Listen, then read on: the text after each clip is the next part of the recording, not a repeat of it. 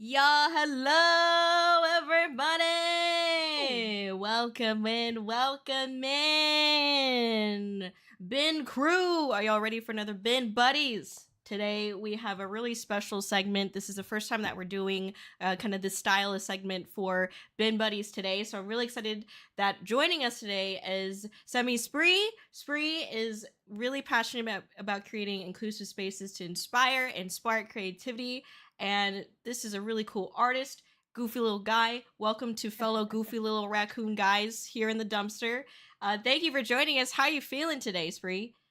Thank you for having me. I'm super excited. I'm very excited to be surrounded by fellow goofy guys, and I'm excited to yap with you. Yeah, no, same. Exactly. I'm so hyped. Yeah. We met at Offkai, for those of you who don't know. Mhm. And that was such a great time. And I can't believe Offkai is now happening in April. I feel like it's just such a jump, and like to not have as much preparation as before. I don't know. I feel like I was hardly Oh prepared for yeah, this Offkai. yeah. That's a really good point. Do I ever Yeah. really feel prepared for That's all true. kinds? That's true. I feel that. Exactly. Exactly. So today we're gonna be focused on kind of talking through some like streamer slang and also like artist terminology as well, since Brie is an artist. And so really excited to be talking about that. And look at this model, by the way. I mean, I have to just point it out. This is such a cool freaking model. Could you tell the bin crew kind of like the story behind it? Yeah, absolutely. So, this isn't a model that I commissioned. One of my best friends in the entire world, Ori, aka Mushinery here on Twitch, decided I was going to be her guinea pig. When I was out of town, it might have actually been the week of Offkai. She missed me, and so she Ah. decided to use me as her guinea pig, and so she made this model in 1 week. Oh wait. 1 week. There we go. I'm still getting used to the toggles. And it's got a couple of really cute toggles. This one's like probably one of my Oh favorites. my gosh, that's so Yeah, cute. he's Oh, really the face! Oh, little buddy. yeah. But so it's really cute, and it's probably the best surprise I've ever gotten. It's So yeah. amazing. It's so Mm, mm, mm, dynamic, mm, and mm. just like you pilot it so well as I puppet, It's I very guess, fun but to pilot. yeah, Yeah, yeah. but it's yeah, she did a really good job with the rig, and then she's also just really incredible because she then sat down with me and helped me like tweak it further in VTube Studio to really work with my expressions. Yeah, Yeah. yeah, she's really cool. That's amazing. Mhm. Oh my gosh, I love that. Um Yay! Yay! But yes, we are gonna get into. I want to learn a little bit more about you, so we get the bin crew Mm. on board with you as well. Something that Yippee! we had kind of like talked about before was like how you're very passionate about putting together like big event streams to do like Mm. silly interactive things with the community. And like I'm so curious because like I consider myself an IRL event VTuber, so I've done a lot of like Mm. events, but like in person and stuff, and Yeah. well, as a VTuber. But you know, I've Yeah. done a lot of I've done a lot of that. But like Yeah. stream stuff, I'm gonna be real with you, like I really dislike the technical setup of like starting like the stream sometimes, you know. Yeah, that's And fair. so for me, like I don't have that creativity when it comes to like, you know, creating a big event on stream, specifically like on this medium. I don't know why, just like my brain's not wired that way. So I'm curious if you Mm. could like kind of talk about some of those events that you've hosted, kind of like last year's big virtual conventions, for example. Yeah, absolutely. So I'm gonna be honest, I don't necessarily find it like super enjoyable to work through. I think sometimes it's like exciting to like figure out how to do something because I'm excited to be able to do it. But Hmm. a lot of the times the work is it can be a little tedious. But my problem is that I know that I can do it, and so I will. Um, but yeah, so last year we held CurseCon, which was it was kind of not super planned. Mm. It basically happened because I wanted to do something for September, but I knew that I wouldn't have time to like run a subathon because I'd have to leave in the middle of like when their best promotions were happening. So I was like, Mm. okay, what if I did like a preamble to the subathon, that was like 3 days, and it was fun, and it was like a contained event. And then I could leave for a couple of days while I went and did my thing, and then I could come back, and then we could do this epathon. So then we did. So I came up with CurseCon to break the Mm-hmm. curse, because I was having a string of kind of bad luck incidents, let's say. Oh. So we turned it into like, oh, Spree's obviously cursed. We have to go to CurseCon to find a way to break the curse. And so yeah, we created a big virtual convention. I had a bunch of my friends voice act as NPCs for that. Ah. Um, we had like virtual artist alley, and I made merch that they could actually buy.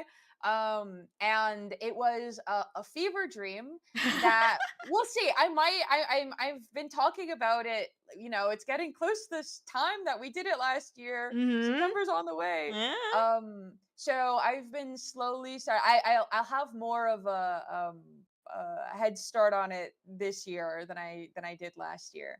But yeah, it's I so admire the IRL event side of things as well. I Mm. think like being able to run an event that feels like it's I think of it a little bit like game design now. I'm not a game designer, but I have a couple of friends who are game designers, and I think about it the same way. You're designing an experience Right. for people, and whether that's virtual or IRL, like I think it is definitely a skill. You have to develop like a sense for the momentum of it. The how people's energy is, like how to Right. keep the pacing good, and that can be tricky to learn. But I feel like IRL is a whole different challenge that I have not tackled yet. I feel that. I feel it. Honestly, don't. No, I'm just kidding. I'm just kidding. I'm kidding. I'm kidding. No, no, no. Also, first of all, that's so cool, and I'm sorry that you were having some cursed convention experiences.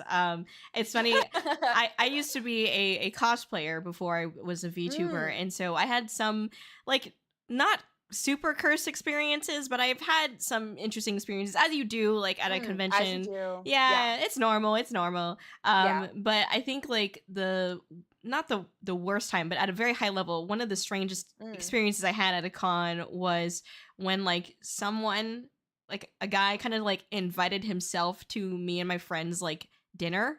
Like we went, yeah, like he was Oh. like, oh, so like what are you guys gonna do after this? And I was like, oh, we're like gonna go get pizza. And then he was like, oh, well, I have time. And I was like, Oh, that's oh. not what I meant by that. Yeah.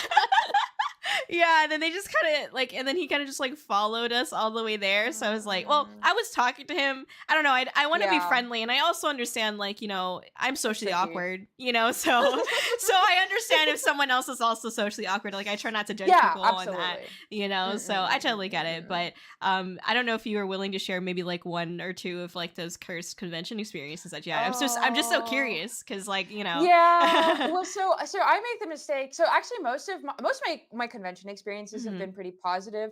A lot of my like cursed experiences do happen though when I make the mistake of like going out in public by myself, and Mm. people just I'm never seeking out talking to people, but they will. There's something about me, even if I'm wearing headphones, that will people will Mm. come up to me. So there was one time, and this was part of the lead up to CurseCon, why we decided it was a curse. But I was at a coffee shop at one point, minding my own business. I was drawing. My headphones were on. I did not look like someone to talk to. Um, but somebody did. I had this elderly woman come up to me, Mm. talk to me, sit at my table. And there was so much that happened. I would not be able to break it down genuinely in the time that we have today. But some highlights were that she potentially admitted doing manslaughter to me. She spoke in tongues and touched my knuckles. So it was Are you an that experience. really is a curse. That And so sounds that's like why so witchcraft. that's how we Yeah. kind of decided. Well, maybe I should. And let's see. Then she told me afterwards that I should dip my knuckles in Epsom salt, and I didn't do that. And I think that's what Mm. led to the curse situation. But don't worry, it did finally clear up after we held our convention. So, and have I learned my lesson not to talk to strangers? No, because I want to know what they're gonna say. And that's my problem. I'm an anthropologist, so. Hopefully I'll get better one day, but that's not going to be today. No, that's real. I mean, listen, it's interesting to hear about other people's stories and like I think for me Mm, I've always really enjoyed hearing people talk about whatever they're passionate about because then they like really mm. get in the zone and I just like love to see that. Yeah. But I mean I do get concerned when they're passionate about like, witchcraft and manslaughter. Well, Woo! yeah, me personally, I was like, I don't really know where this could possibly be going, but I'm here, That's right, so that's real. I'm I'm present. trapped. That's amazing. Oh my gosh. Definitely a story. Yeah, definitely. I'm glad you're okay. Thank you. Me too. And who knows, maybe like CurseCon was like the ritual that you needed to do in order to lift the curse. Like truly. Yeah, That really was what it truly, was. So yeah, truly. you did Yeah. it. You accomplished it. That's amazing though. It all Um works out. yeah, no, for sure. And it's really neat. I mean, someone in the chat, Shogun, said it. The virtual artist alley is a really, really cool idea. For sure. I feel like Yes. more often than not, like, as far as like with VTubers and stuff, I feel like we highlight our artists and stuff like that mainly just like on social media, but it's nice to have a way to like highlight them. Oh, social media and also like at cons, right? But it's like Sure. nice to have Yeah. a compilation or highlight of them as well, like here online in some way, which I just think that's really neat. So that's a really cool idea. And what did that kind of like look like if you could describe to us like what that virtual artist alley looked like? Yeah, so we had like a couple of tables. We had a couple of like fake tables. So they were, I guess, like maybe more like exhibitor. Like so some of them had like items that you could actually purchase like on a fourth wall shop. Mm. But some of them were like cursed objects. So we had like a monkey's paw. We had like, and then I think we had a blessed item table as well with like a four-leaf Oh. clover, like a little fairy in a bottle, like little bits and pieces. So just like a couple of tables, and each of them were like tabled by NPCs that were also voiced by some pals. Just like a fun way to kind of bring another element of the convention experience, because otherwise we would just be going around the con and like talking to random con goer NPCs. And like me, when I'm at a convention, I am beelining for the artist alley. That's real, yeah. So yeah, but really fun to set up, and yeah, we'll see. We'll see if I can pull off the fever dream again this year. But it's mostly just it's a really good excuse to get together and do like a big collab with pals as well, and so Yeah. that's what I'm looking forward to. Yeah, for sure. No, I love that. And I think it's nice, like you said, for people who can't like always attend cons, like I think it's so Mm, neat to be able to like attend it virtually. That's part of the reason why I love doing like con walkarounds myself is because people come on and they're like, I've never been to a con like outside of my area. It's so neat to see it, like yeah. see a con, in California or in Oregon or Mm, wherever, or New York. Like, yeah. they like to be able to kind of experience the con like alongside Mm, me or my community. And so I love being able to share that. And for me, like when I was a kid, I think what really got me like mm, going to conventions yeah. was like, oh, like there's a lot of people who like anime. I'm gonna go here. Like, Mm, and again, I was a kid, and yeah. then I went, and then I found out what Artist Alley was, and like when it was Oh. like it was like Disneyland for me. Like I was just like, whoa, this is so cool. Oh my gosh, Mm, there's all of this anime and that's these characters. It's beautiful. beautiful. And I remember like I made it my mission where like I bought like something, and I couldn't afford a lot, but like I'd buy Yeah. little postcards or Mm, whatever, mm, like mm. small things from artists that I really liked, and I made it my mission to like, can you sign it please. Like I'm trying to get all of their autographs. Yeah. Oh, that's so cute. I love that. On a I was on a mission. mission, exactly. And so, and then after that, I like taped them all on like my door at home. So yeah, it was. I think that's what really like sparked like my interest in conventions, which is like it was like Mm, Pokemon. Like you got to collect all these amazing artists like pieces yeah. and stuff, and so it was really fun. And Mhm, I. I was really glad to like continue going to cons like when I became a mm. cosplayer, and then I got into VTubing and I was like, how the heck do I like connect the two? So Yeah. glad I was able to eventually get to that now, but yeah. Yeah, I think you do a really good job of it, and I think it's really fun to see the different ways that you explore. Because I know I've seen you like going around the little robot, but I know that at Upkai this year you are also in your like mascot costume, Yeah. which I think is so fun. I've like I I think my mascot would be really hard to try to turn into like a three-dimensional shape, but that is like it's the dream, right? Mhm, Being a mhm. silly little guy, and also it's like kind of built in space as well, so that like people aren't like right next to you. Oh, yeah. That's like big bonus. I feel like. No, exactly. I think the only kind of like drawback was that like it was kind of Mm, hard to hear, you know, sure. because like, Yeah. and I was it's funny because I was like inching closer to people, but like because to me like they don't know this, but there's like a gap between like the outside of the Yeah. suit and where my face is. You know, there's like So there's already some yeah, there's space. space there, and then like I can't hear them, so I'm getting closer, but then they're backing up because there's a giant raccoon like trying to sniff their neck. So like literally I also was like running into people with my tail specifically. Like I would turn and I don't know how wide I am, you know? So I like turned and my tail just like whap somebody in the face. So I don't mean to do it. It's not a purpose, but yeah, so that was what was happening. But Learning experience. Yeah. exactly, exactly. I think some one of my community members like counted like I think it was like 34 times that I hit them in the face with my Oh, with my tail. well, that's an honor, really, when you That's think true. about it. I mean, some people pay good money for that, right? Exactly. For free? It's that's what I'm saying. Oh my gosh. But kind of like on that note, I know that you had mentioned to Mm, me that you are interested in like kind of blending more of that IRL stuff with the yeah. VTubing and stuff. And I know we talked about it a little bit earlier. It is Mm, definitely like you said, it's really important to be able to design that experience in yeah. person. And Mm, specifically for me, when I did like the concerts and stuff, it yeah. was so hard because like I was expected to like have a good experience on the stream. So like virtually like for Mm, people who can't go in person, which is fine. yeah. You know, they need to be able to like watch it and hear everything okay and then you know all that stuff. But then the problem was that I had to care about that but also care about the in-person experience. And Yeah. juggling both is really difficult because you know, the Mm, stream it's a very big technical requirement. You need to have good yeah. internet, which you can't always you know Yeah. you know like you can't really define if you're gonna have good Yeah. internet or not, or you know and then like a camera, a good angle, and like a lot of times I didn't Mm, even know like what exactly we were dealing with until like you're at the venue and I'm not there yeah. in person. So I had to have like my physical representative James like look at everything and like try to figure it out himself, and it's like it's Mm. so hard. It was just me and him, and he was the only one like physically there, so it was really hard for both of us. But on top Mm. of that, you know, make the stream look good and then make the actual in-person experience okay too, you know. And I Mm. think it's like I don't know, like it's just really challenging to Yeah. do both. And so I'm like Mm.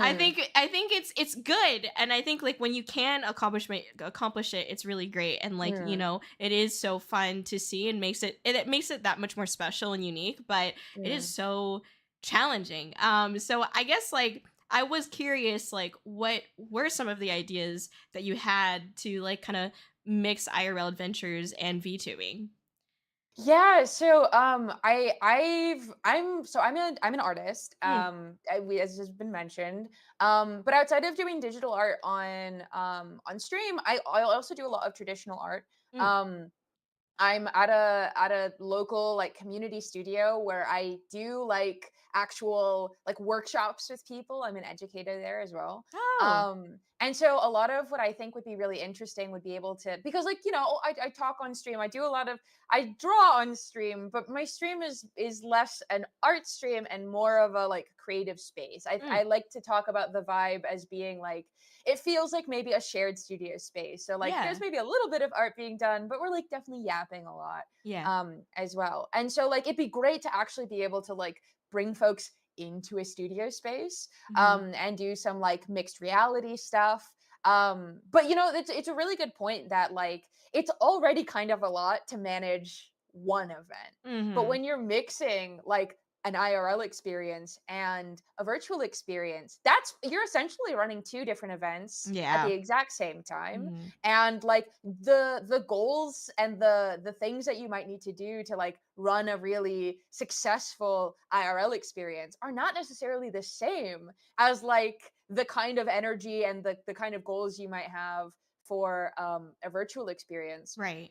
So I think that's a really helpful perspective to share. But yeah, so that's kind of that's kind of the idea that I've been trying to tease out is like, how do I bring like a kind of mixed reality, like either workshop or like some kind of like going to an art museum and doing some kind of like showcase or something there, or even doing like something where, you know, maybe there's some kind of like IRL experience that we can have, and then like bringing in maybe some pre-recorded elements of that into a stream later, and like having that be like a separate experience but still its own kind of event. Yeah. There's I Yeah, I'm not 100% sure exactly how I've been like toying with this idea for I was going to say a couple of months, but it's probably been a year now that I've been kind of like playing with it. And I Hmm. don't know, I think there's a lot of value because I think you do a lot of this as well, because you really go out there and you go, you know, you go order fast food as a Oh VTuber. my gosh. So you're doing, I think, a lot of work to like show people who maybe otherwise wouldn't be exposed to, you know, people doing VTubing. Mhm. Um, and I think like it's as a medium, right? We were talking about this a little bit before we started the stream, but I think it's like it's so new, it's so like flexible. There is so much to be done and explored in this space, and I Mhm. don't think that that's all just on stream or like on, you know, YouTube videos. Like I think there is more room for like experiences in the world with these models Yeah. in ways that people can like, because you're essentially like puppeteering something, right? Yeah. And I think sometimes that is a little bit more approachable talking to a cartoon than it might be talking to like another person. It's kind of like, you know, like people go to Disney maybe and they have these like character experiences, but Yeah. like, would you be willing to talk to a random adult if you were both just in plain clothes? Maybe not. But like Mhm. creating an experience and event where like this is the expected behavior can get people out of their shells, I think, in a way that they might otherwise struggle to do. Yeah. And that's what I'm really excited about. Mm, I love that. Oh my gosh. That's so well said. I'm like speechless right now. Not because I think for like, yeah. it's important. I agree. Like, and it's Mm, part of the reason why I really enjoyed, you know, VTubing. I know mm, this is like it's on topic, but also like just a mm, personal story. Like I remember I yeah. was like at a con somewhere on the screen, and I was talking to people, and like there was this little girl who I think like her parents had like a booth or something like that at the con, Mm. so she was bored. But Ah, she was yeah. bored. But she would like come by like my booth quite often, just to be like, just to look at me or like say hi, and like, you know, she didn't have much to say, but I would like ask her Yeah. like, oh, how's your day, did you eat a snack, or like, do you like raccoons? Mm, Like I would have the conversation with her. But yeah. then like later she came back and she showed me, she drew a picture of me. It was so adorable. I mean, you know, it was so precious. And I was just like, wow. I have the picture actually like right next to me. In fact, like it's right here. Like it's Yeah. from Zoe. So thank you, Zoe. Yeah. Shout out to Zoe. I had her sign it for me. Zoe. Yeah. Oh, but of course. Yeah, exactly. So you know, I think like the more, I think it's like interesting how like kids, you know, they see this and Yeah. they're like, oh, this is like another Disney character, or this is a Yeah. character, right? But then like Yeah. adults are the ones that are like, is this AI? It's No! anime. No! No, literally, that's what I had a sign, like I have a sign actually that says not Yeah. AI, and even though Yeah. I'll see people read the sign and then still ask me if I'm AI, and I'm like, what? Can you read Wait, that? I saw you look at it. Are I you know that AI? you know. Oh No, my are gosh. you? Yeah. Exactly.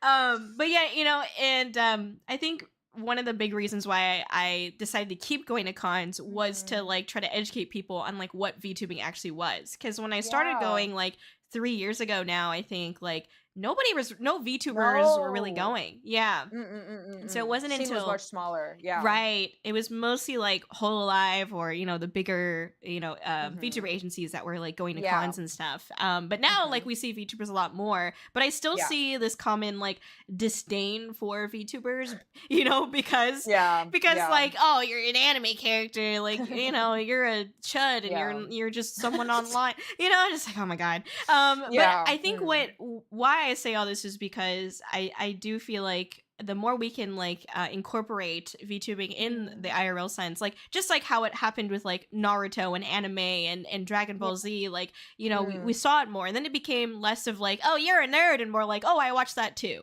You know what I mean? Yeah, And so absolutely. Oh my goodness. hopefully that'll be what happens with VTubing, you know. And also I just feel like people online, like when they see somebody having a great time and having a unique Mm, experience and being passionate about that, they get scared because they're like, that's different yeah. and I don't understand it. And so I'm gonna hate Yeah. on it instead of like embracing that, you know. Um Yeah, just absolutely. TikTok and Instagram comment sections really, but So, I mean, I'm curious how your experience in the like in IRL spaces compares to like the comment sections. Do you Mm. find that people are typically like curious, polite, or they like weirded out? How do people react?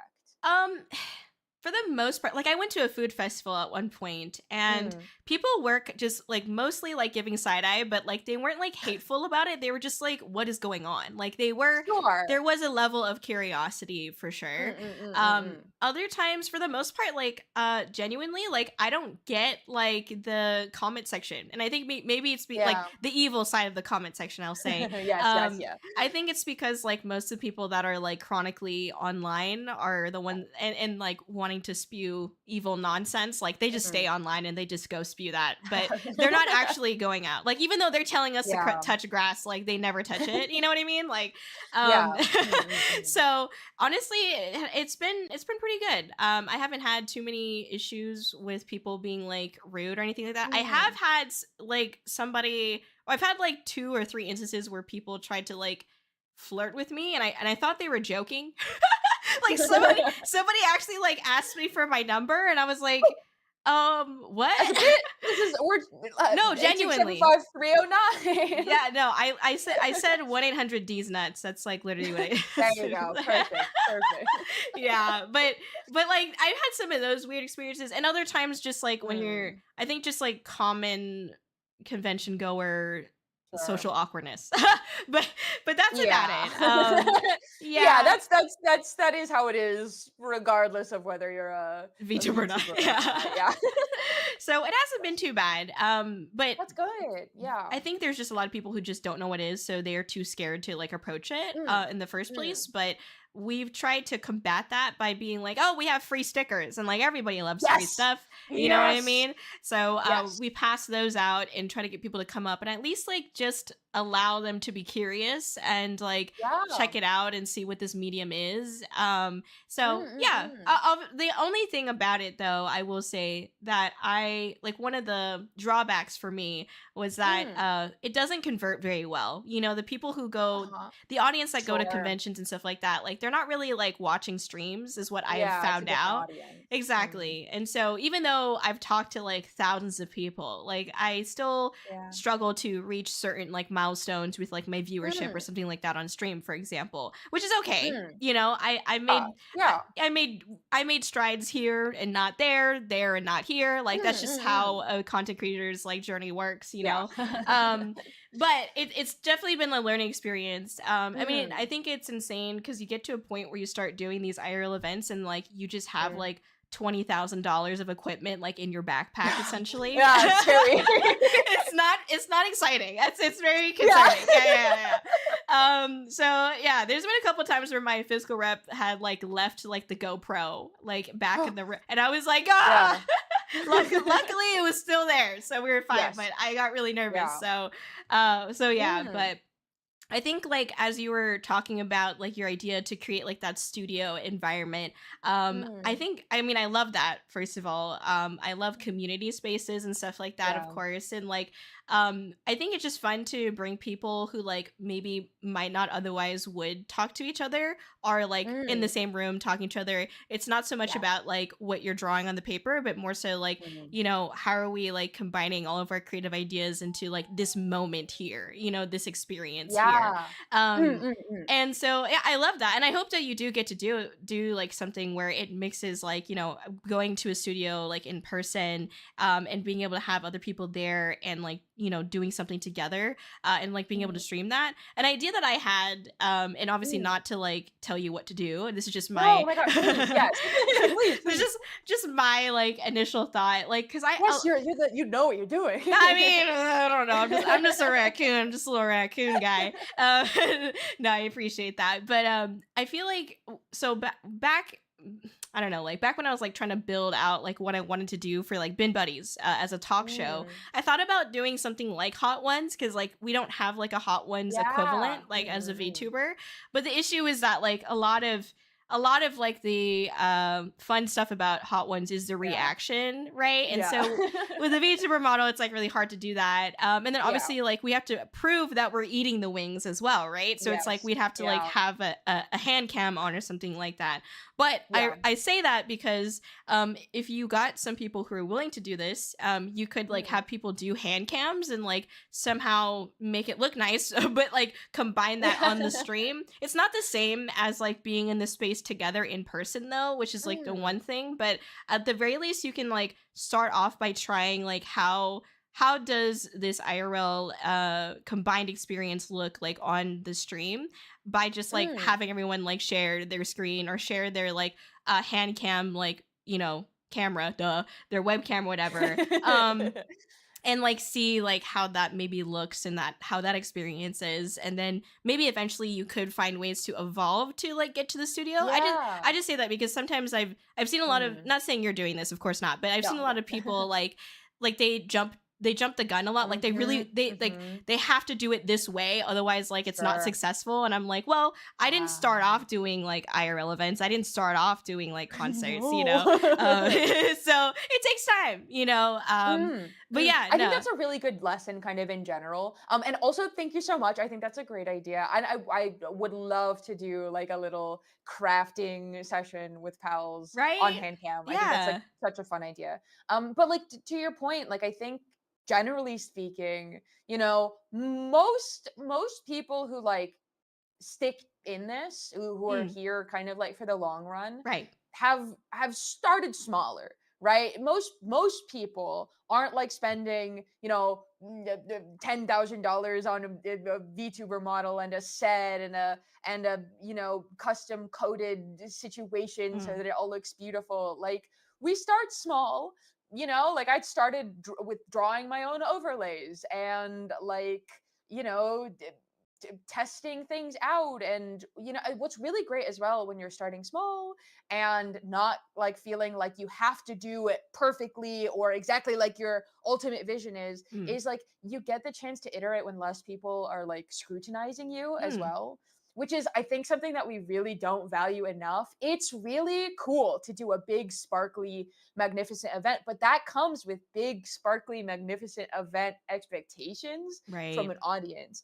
And Yeah. like if you haven't practiced at all with smaller baby steps, then like that is, I think a lot of people will get a lot of flack for doing something the first time, Oh, but yeah. because they kind of like set it up, they had all of this like polish on it, but didn't necessarily, were a little out of their depth. Mm. um and so in general I think to anybody who is working on a creative project, whether that's streaming, VTubing, YouTube, art, whatever, um starting small and like building up to your ultimate vision, or even seeing if that's something you want to do, because like sometimes something seems like something that would be interesting, and then we get a little taste of it and we're like, oh, actually no, I hate this. No, literally, yeah, that's so real. And that's okay too. Right. Good information. That's true. Exactly. Exactly. No, I agree with that. And I definitely feel like with the VTuber community too, like so there's that aspect of like meeting the expectations of Mm, your audience, but also yeah. organizing the event. If you have other people joining you for the event, you do not want to get on their bad side. Like, there's Yeah. a lot of Mm, really mm, cool, mm. I've been a part of a lot of really cool VTuber events, and this isn't to put any of them down, but like Sure. sometimes like I don't know what to do. Like I'm like, where's the directions? I'm like, I'm I'm confused. scared. So I like, will say, hmm, go no, go ahead, go ahead. I was gonna say, I will say one of my favorite things so far about being here is that the like prep that you had for this setup is like probably some of the most thorough like notes that I've gotten ahead of time, and I'm so grateful for it. I love giving people notes. I love when people give me notes so that I have like an idea of what the expectations are, because then Hmm, everybody's happier. right. We're all on the same page, Yeah. and that's beautiful. Exactly. No, I appreciate that. I try. I try. I want to make everybody comfortable because I know like some people Mm. also are not always like accustomed to like I mean even me like I'm not accustomed to like a talk show like setup like yes I yap. Getting there, Yeah, yeah. no, thank you yeah, yeah.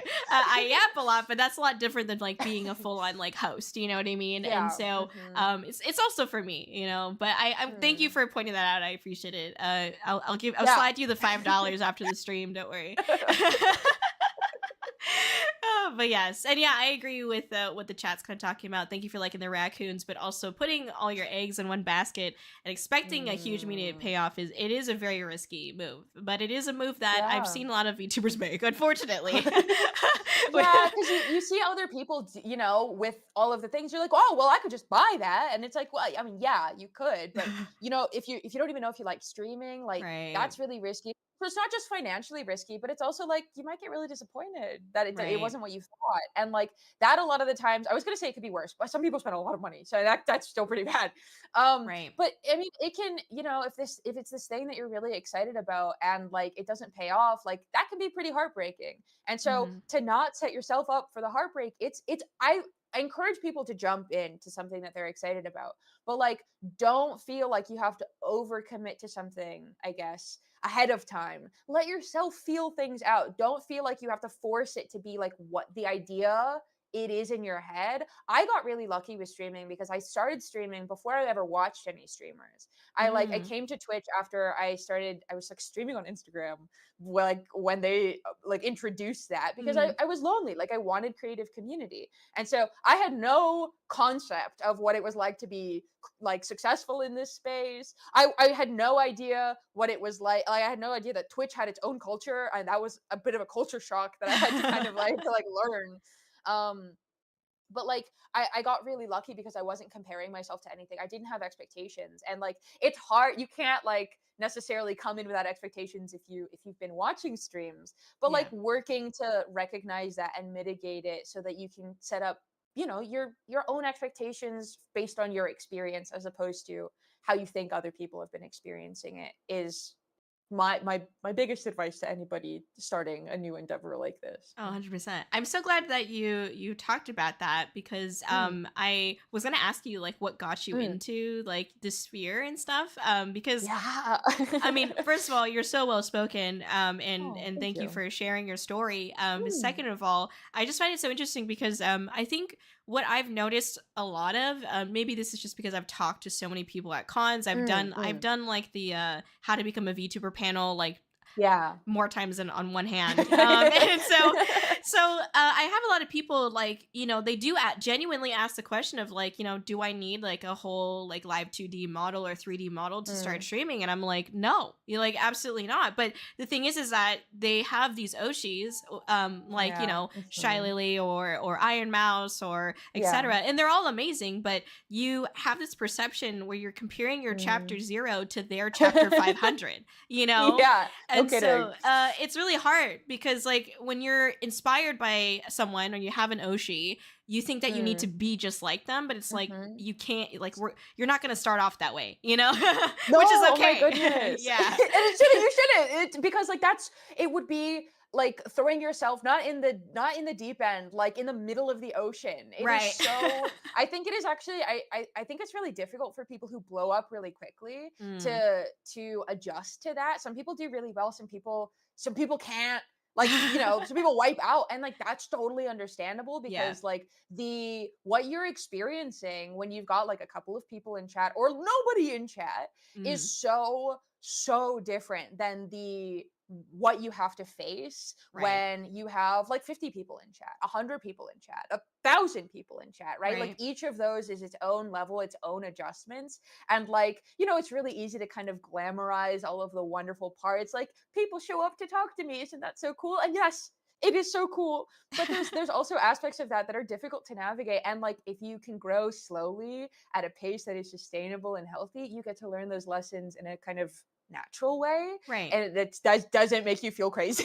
That's real. No, Oh. exactly. That's But yeah. real. Yeah, yeah. And I was gonna mention that there's been some moments like in my VTubing career where I've just sat there and I'm like, this isn't a lot of the aspects of like entertainment and content creation is not Mm. normal to like a regular human being. Like we were No. caveman ooga booga. We were like we had our tribe and that was like all our community. That was it. We had a village. That's as many Yeah. people as like we were capable of like The brain is right. used to. Yeah, but then when you're a content creator or an entertainer, like you have, you know, hundreds if not thousands if not millions of people who are like perceiving you. And I think like Yeah. just that like idea alone was enough to be like, I need to go to therapy, man. Like Yes! this is it's so much. Like I'm not used to this. I'm Yeah. not used to like being held under a microscope for like every Yeah. action that I do sometimes, you know. And so It's overwhelming. oh, 100%. Yeah. It's very overwhelming. Yeah, it's overwhelming and it's like a little scary. And it's Oh one yeah. of those things where like if you can't, I guess, recalibrate some of your expectations, and kind of, you know, there's like some aspects where you need to kind of like harden yourself, grow a thicker skin, like get really good at boundary setting. Mhm. That you like things that you don't necessarily need to do day to day, but the skills that you can like, you know, bring with you. I'm definitely much better at setting like boundaries in a less like in a way that feels natural, because if you set a hard boundary with someone on stream, it can kill the vibe. So you have to kind of learn how to set boundaries in a way that like no one's on edge. Like that's a skill you can bring with you to the real world. But you're right. Mhm. Like we weren't built for this. It's such a weird thing for like me to be talking and for me to be talking to people who are only like typing as well. Oh My yeah. brain was not built for this. And so, you know, it's also totally okay if it's not something that like feels as exciting or good as maybe you thought it did. Mhm. But like I think some people are really well equipped for it. But you Yeah. know, I think like part of it as well is the fact that like it's okay to have different experiences from other people, and it's okay to also like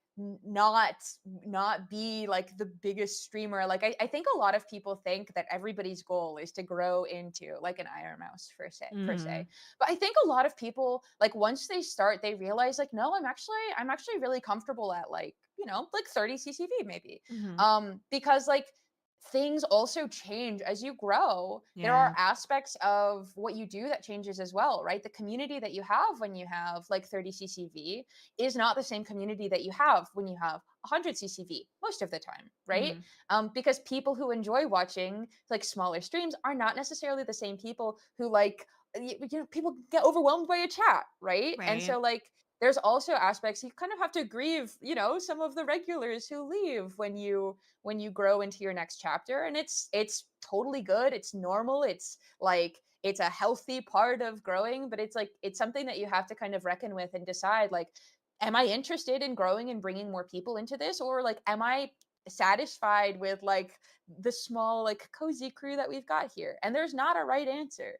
That you Mhm. don't have to grow in perpetuity to be like valid as a creator in a space. You know, I think that's something that I think a lot of people get hung up on. Like growth forever doesn't have to be your goal. If it is, Yeah. if you want to keep growing and you've got goals in that way, cool. But like think about why you've got those goals so that you can like realistically plan a trajectory that's fulfilling for you, not just like I'm growing because that's what everyone says you should be doing.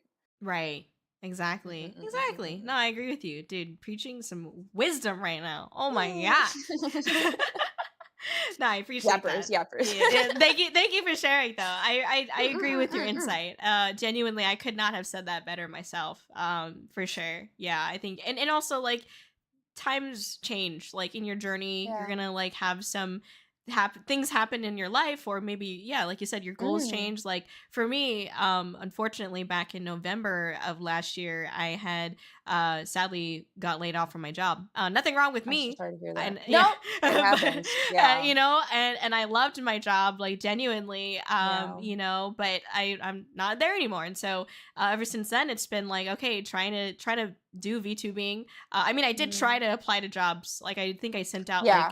like 400 or something like Mhm. job It's rough applications. out there. Yeah. And so I was like, well, I'm just gonna I'm gonna take a break from that and try doing this VTubing thing. And so that's where I'm at now. But because of that, like my I'm going to be celebrating my 5-year anniversary of being a VTuber in October. And like for Wow. roughly 4.5 years, I've never really tried to monetize this, if that makes any Mm. sense. Like I never really cared Yeah. about money. Like even Yeah. the concerts I did, like they were pretty much all free. We had one ticketed Yeah. event and the ticket sales went to the USS Hornet, which is a museum. And That's so awesome. thank you. And so like to me, like it's not about the money for me. It never really has been. But then all of a sudden now that like, you know, these Yeah. life changes happen, like I kind of have to start thinking about it that way, which isn't Mm. really fun because it takes away like some of the beauty of it, you know. Yeah.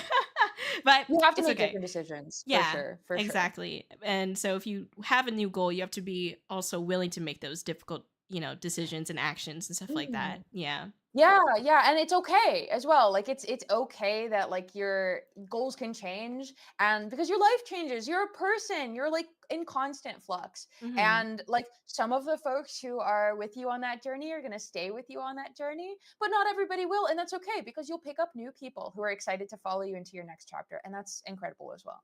Exactly. Period. Anyways, all right. Um Mm.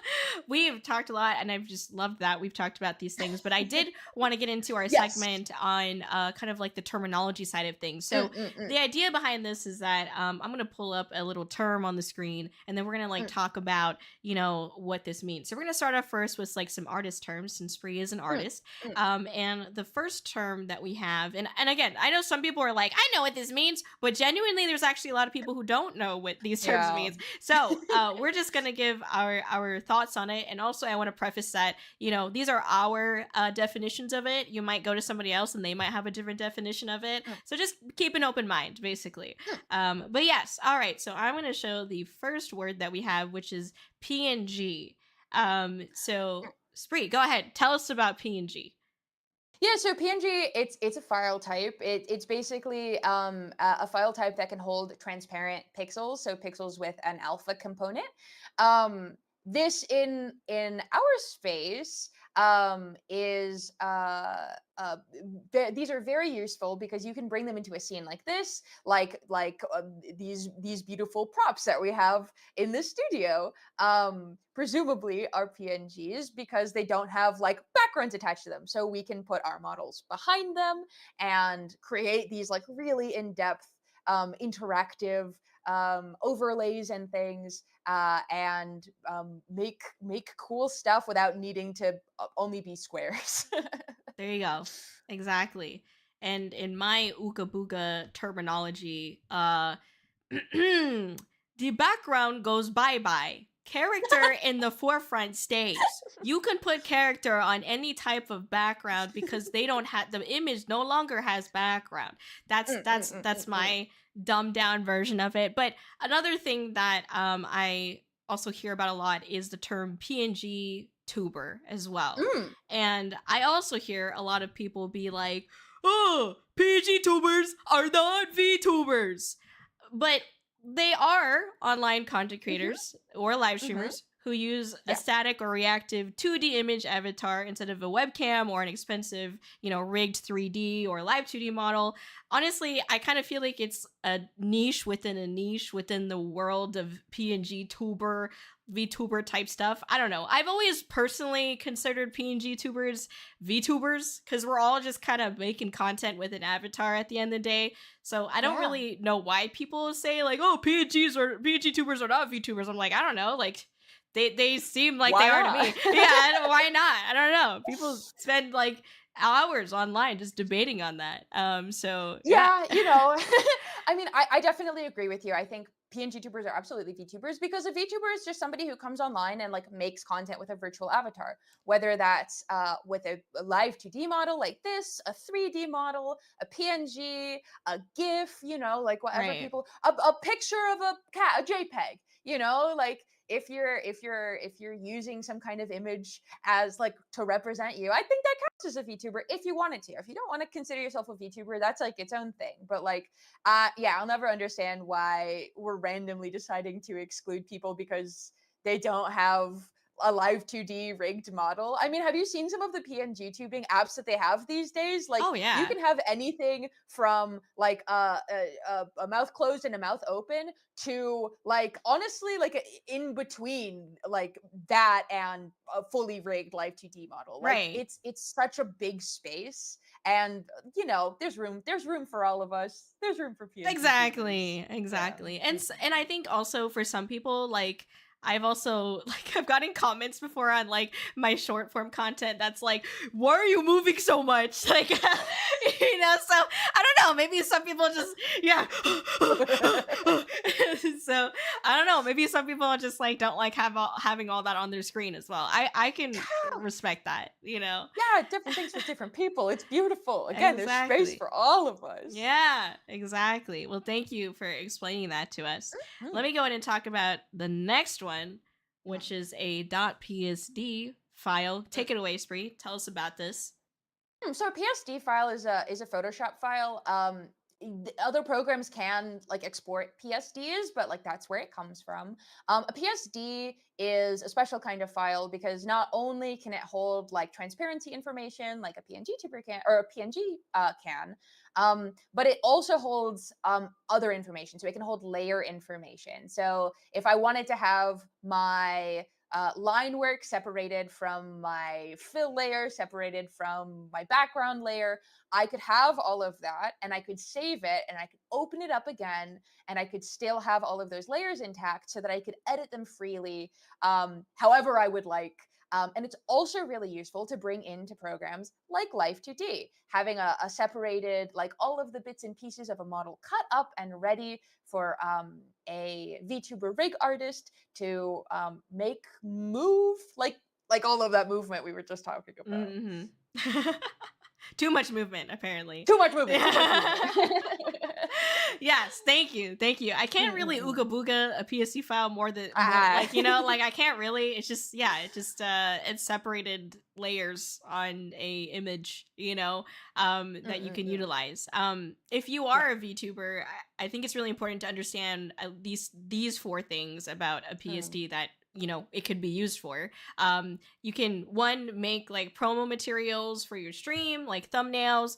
You can two add it as an extra spice to your music videos for like cover songs or original songs. You could three adjust it to fit templates for like merch items like posters or stickers or keychains. Four, getting the artwork animated for like a starting soon or ending screen. Ultimately, a PSD gives you access to that separated layers of the artwork that you commissioned. However, make sure you ask your artist about the rights to the PSD files Yeah. first, because each artist Mm-mm-mm. has their own terms and conditions on whether or not you can purchase the ability to receive that PSD, because sometimes it's an extra cost. So make sure you're like Mm-mm-mm. very, you know, you clarify what you're going to be using this artwork for, and just Mm. be aware that you may have to pay a little bit extra depending on what you want to do that for. Like if you want to merchandise it, you do need to buy merchandise used for that, and that's just all so we can Mm. respect the artists and their hard work as well, right? So Yeah. yes, we'll put that out there. Absolutely. Very Mhm. good note. Very good note. Thank you. Yeah. I think I think there is a like common misconception. Like Mm. when I've met other people at cons and stuff that are getting into VTubing, they're like, how do you do all this merch? And I literally tell them like literally just worry about your own VTubing journey, like, and your content, and then you can do merch later, because merch is like a whole other Mm. thing. And honestly, merch is like it's a cool thing to have, but not you don't Mm. need it right off the bat, you know. Oh no. You Mm-mm. know, you need to take the time that your content deserves to build it out and to figure out, you Mm. know, you found a foundation for yourself before you start doing merch. Because also like for a lot of artwork that you commission, like it's going to be like a up to, or sometimes even more, but like I've usually seen like 2 times or 3 times the cost of the base cost of like the image. If you Yeah. want to get that merchandise use, sometimes it's like 3 times. Yeah. So it's $80 for the base thing, but then you have to times it by 3. So it gets Yeah. pretty expensive kind of quickly. And if you don't have the audience yet, potentially to be able to make a little bit of that money back or make it a little bit more beneficial for yourself, it might not be worth the time. It's a lot of effort, in my Yeah. opinion. No, it So definitely yeah. is. That's a good note. And just like we said earlier, right? Like it's good to start small. And you know, this is one of the areas where I definitely like was in a easier position with that because like I started making my own merch just as myself. Mhm. So like and I had the rights to everything because I'm the one who made it. Right. But if you're commissioning other people, like be, you know, like be strategic about the choices that you make, right? Yeah. And for some people, like if you just have money to burn and it's okay that if you don't Lucky. make any of it back, then like go for it, right? It's your Yeah. money, live your dream. But otherwise, definitely keep in mind that merchant, like you said, it's its own beast to tackle, Yeah. and it's worth building up to. Exactly. Especially in this economy. My All gosh. right, that's what I'm saying. In this economy? Oh, goodness. Anyways, thank you for that. Let me go on to our next term here. We've got live 2D versus 3D. Because people don't know what live 2D means, and then also people don't know what 3D means. So could you give us your thoughts on that, Spree? Yeah, absolutely. So the model that I'm using, the model that both of us are using right now, are live 2D models. I'm assuming in your Oh case yeah, that yeah, it's yeah, yeah. with It live is. It 2D. is. Actually, it's Um, 40. You can smell. You should be able to smell me right now. Yeah. but so live 2D is just it's a program out of Japan, and it basically is a way to rig flat two-dimensional PNGs or like PSD files into moving avatars that are tracked often tracked with facial tracking, though there's a bunch of cool tech out there. Some people just use voice control for their VTubers. Some people use like touch controls and they puppeteer completely with like a stream deck or something. So there's lots of different ways to do it. But so live 2D is just one of the programs that you can use to rig up a model like this. It's not the only one. But often if you see like a VTuber that kind of looks like this, it's probably done in live 2D. And 3D is its own beast. There's loads of different programs that people use to make 3D avatars for and models for VTubing. Blender is the one that I've seen people use the most for creating the avatars, but then also they'll port them into Unity or Warudo or Unreal Engine or Godot. I've seen people like make entire games for themselves inside these programs with their 3D avatars. But yeah, so basically they're just different ways to express this medium, and they're different tools to do that, and slightly different looks as well. Like the things that Right. you can do with like I have a couple of toggles here, so I could do this, and I could show you this guy, and I can do this. But I can't like wave my arms around, you know, I can't do like a jumping jack unless it's been programmed into my model. Whereas if I had a 3D model, I could use a bunch of trackers and I could have it like emulate all of my movements. So depending on what you're interested in doing in the space will also determine, you know, which dimensions you're looking at Right. exploring. Yeah. That was a very intimidating thing that you did. You like, I could do this, and then you're like choking your little guy. I didn't make the model. I didn't ask for the model. I got given the model. I was like, oh shit. Oh god. You're spreading the curse to us. We gotta put our knuckles in some salt, man. Oh my gosh. I'm just Dip those kidding. knuckles, dip those knuckles. No, I think that's a great way to explain it. Sometimes, so I've had like parents come to like my panels and they like still don't get it, and so like Sure. I try to explain Yeah. like, okay, so you know, like you have a page in a comic book and or like a manga, and it's like there's a picture of a flat picture of a character on that page. So live 2D is kind of just like we're just like making that character move on the page, but like just from that one angle. But with like 3D, you like the character can come out of the page where it's like you can see the back of it, you see the whole, it's like you can see it from all perspectives versus live 2D, you just see it flat on the screen like that, or like flat on the page. So that's like kind of how I'm trying to explain it to like people who like really don't get it. That's a really good way to do that, yeah. Thank you, because most people have like opened up a book or a comic book or like a manga. I mean, I hope. But yeah, so that's what I've tried to explain it to them as. But I do feel like there's like this comment, like we talked about earlier, there's a misconception that you need to have a live 2D or 3D model as a VTuber. Whoever said that must have a lot of money, because in this economy, I just feel like it's a really dangerous misconception because it makes people feel like there's no real entry point to VTubing, and so they're discouraged from even trying because it's so expensive. I mean, it's like I've seen, now obviously it varies, but you know, I've seen like $2,000 just for the art, and then another $3,000 for the rigging. Sometimes I've seen even more, like depending what you want. But you don't need a $20,000 model right out the gate to just like do what you need to do as a VTuber, you know, because at the end of the day, like, yes, it's fun to get like excited about like all the aesthetics of VTubing, but at the core of VTubing is content creation. And so if you end up not liking content creation, then you're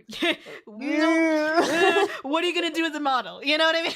So no, absolutely. And it's one of those things where like anytime somebody's like, well, you're not really like a VTuber if you're this or this, like it makes one of the most accessible ways to like start creating online feel impossible. And I think that's so unfair because VTubing is genuinely so and it's even more accessible now than it was a couple of years ago, because now not only do we have like live 2D models and 3D models, we also have PNG tubers. We have the custom models that are like more and more and more of them are coming out that you can get for like $20, $30, $100, and then you can, you know, you can even get like custom texturing for not super expensive. Like the entry points continue to be like lowered in more and more accessible ways. I think it's really disingenuous when people try to like gatekeep it. Like you can only get it if you get a custom model and you do this. No, like if you're interested in making things, if you're interested in like creating and speaking with a community, like if you're using an avatar and not a webcam, like you count. And it's so there's so many different ways for you to explore that and get into it that it's like it's just not worth listening to anybody who tries to tell you otherwise. That's so real. Period. Exactly. Thank you for that. Yes, I agree. But that's great. Now that we've defined that one, thank you for helping us, Bree. We've got another one for us here. So we've got OC. What does this mean? So OC stands for original character. This word is so near and dear to so many people, I think. For a lot of people, so a lot of artists will have OCs. I have a lot of friends that are very OC heavy. So like I've got one friend with like over 100 OCs. I don't know how they keep track of them. Wow. But they're just like they're exactly it's the word on the tin, right? It's a character. It maybe is connected to like a bigger story. It's maybe not. It's maybe just a silly little guy with a personality that you like to explore in some way. So some people will have OCs that they draw, some people will have OCs that they write about, and some people will come up with OCs that they then commission other people to draw or write about or like animate and explore. And so like anybody can have an OC. You don't have to be an artist. You just have to have an idea for a character and a way to explain that idea to somebody if you're trying to like get work made of it. Well said, for sure. I mean, it is arguable. I mean, in fact, probably, I mean, all of VTubers, like, that's our original character. For most of us, you know, it's like, we had the concept for our VTuber model, potentially. Now, again, we might have commissioned somebody to be able to design it and be able to bring it to life. But, like, this is our original character, you know, like, there shouldn't be another Iron Mouse out there per se, or another Kōri-Oujo out there, you know, like this is our original character. I do feel like, now this might be a little bit of a hot take, but I feel like some VTubers get a little carried away when they're creating their OC. Like, I don't think it's a bad thing. Like, I find it very funny sometimes when like I come across like, and I mostly saw this like when I was first getting into VTubing, because I was trying to figure out what I wanted to be, and like there were a lot of people that were like, I am a cat, demon, goddess, Yeah. clown, and I am from, I'm from Mercury, and I've Bigger got planet. like it's just like, oh gosh, like it was just a lot, to like Yeah. take into like one character, and so Yeah, sometimes I feel like absolutely. they can get a little bit carried away. Maybe it's because like it's our first time, or some people's first time, really being able to feel like they can express themselves, and Yeah. they're trying to figure out the best way to do that. Mm, mm, I've seen a mm. lot of VTubers where like their first model is like, I mean, even for me, A my lot. first, Yeah. yeah, Uh-huh. my first model, it wasn't a lot, but it wasn't what it's not this, so Yeah. it takes time to Yeah. to figure it out and learn. Even like Um,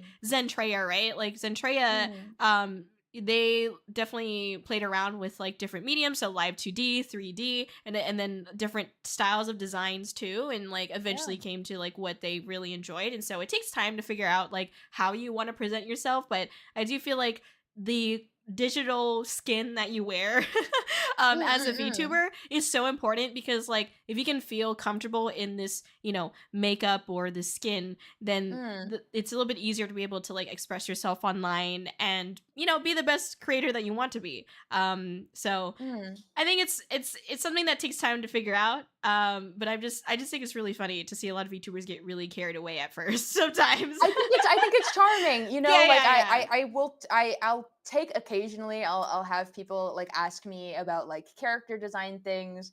And the advice that I normally give is like go simpler than you think that you have to. Mm, Because like you said, like it's not just like design complexity, but it's like sometimes that there's a lot of different ideas we're trying to cram in there, and there's a lot of complexity, and it gets a little overwhelming and kind of hard to follow. But right. again, it's okay if you want to go absolutely crazy. Like it's a medium for exploring and Yeah. exploration, and even if your first design isn't the design that you stick with, like that's okay, because you also develop, like, I think a good sense for it, or a better sense for it, the longer that you go on.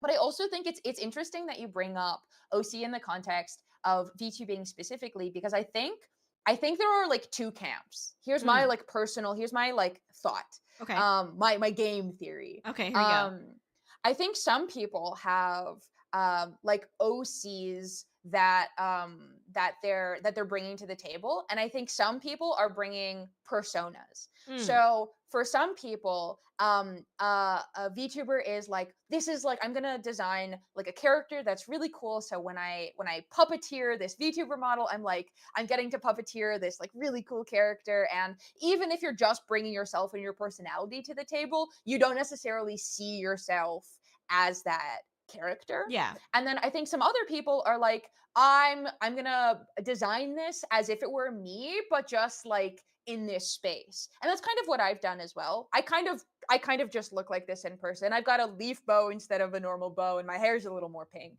Mhm. Um, but the my initial design was only supposed to kind of look like me, as if I was like in an RPG. Mm, And so I don't separate between myself and like I mean, obviously, like the VTuber is not me, I'm not her, but we, like it's a persona as opposed to a character. Now I also think there's like a secret third camp of people who not only have like an OC as their design, but also kind of like lean into that character and like playing a character right. on their stream, and like that's a different approach as well. All of them are totally valid, all of them can be really fun. Yeah.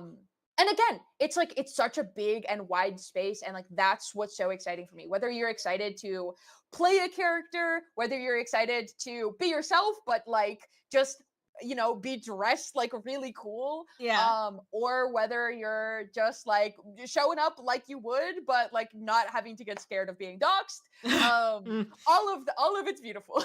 Yeah, yeah, yeah. No, I agree. Well, thank you for mentioning that. I Mm, mm, mm, mm, definitely thank you for opening my eyes to that. I agree for sure. Like, I mm. think this is not what I look like. Like I mean, I don't know. It's not what I look like.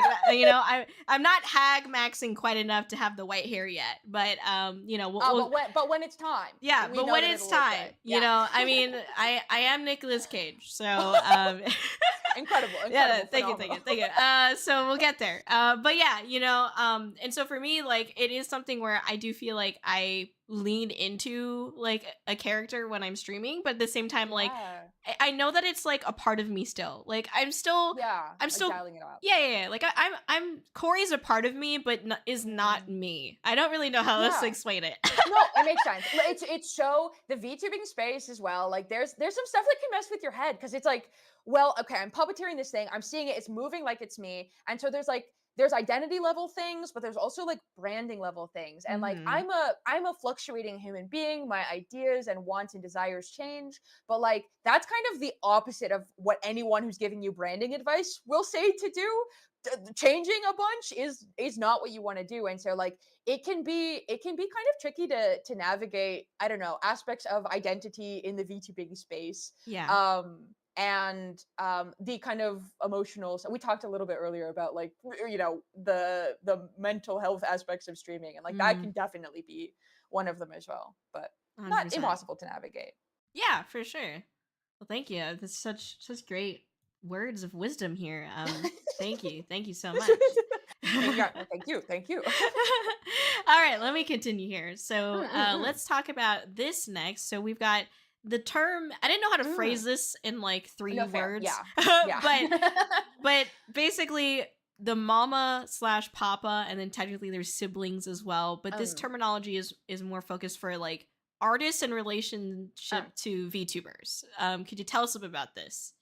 Yeah, so this is a really, really interesting thing that when I discover it in the VTubing space, I was like, what's happening? Um but so it's basically this idea. I forget which one, because like it's often regardless of the gender of the artist, potentially. One, it's like the person who creates your art is one of the parents, and the person who does the rigging of the art is the other one. And if they're both, you might just say my model parent, or you might just pick one.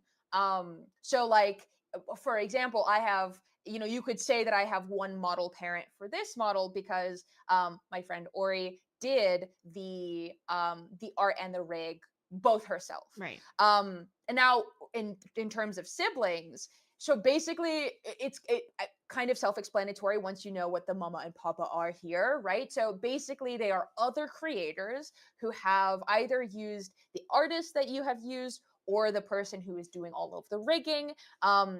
To do either both of the aspects of their model or one. So you can have, like, I guess, half siblings if you have, a bunch of people who you've got art from the same person but not the same rig artist, or vice versa. Hmm.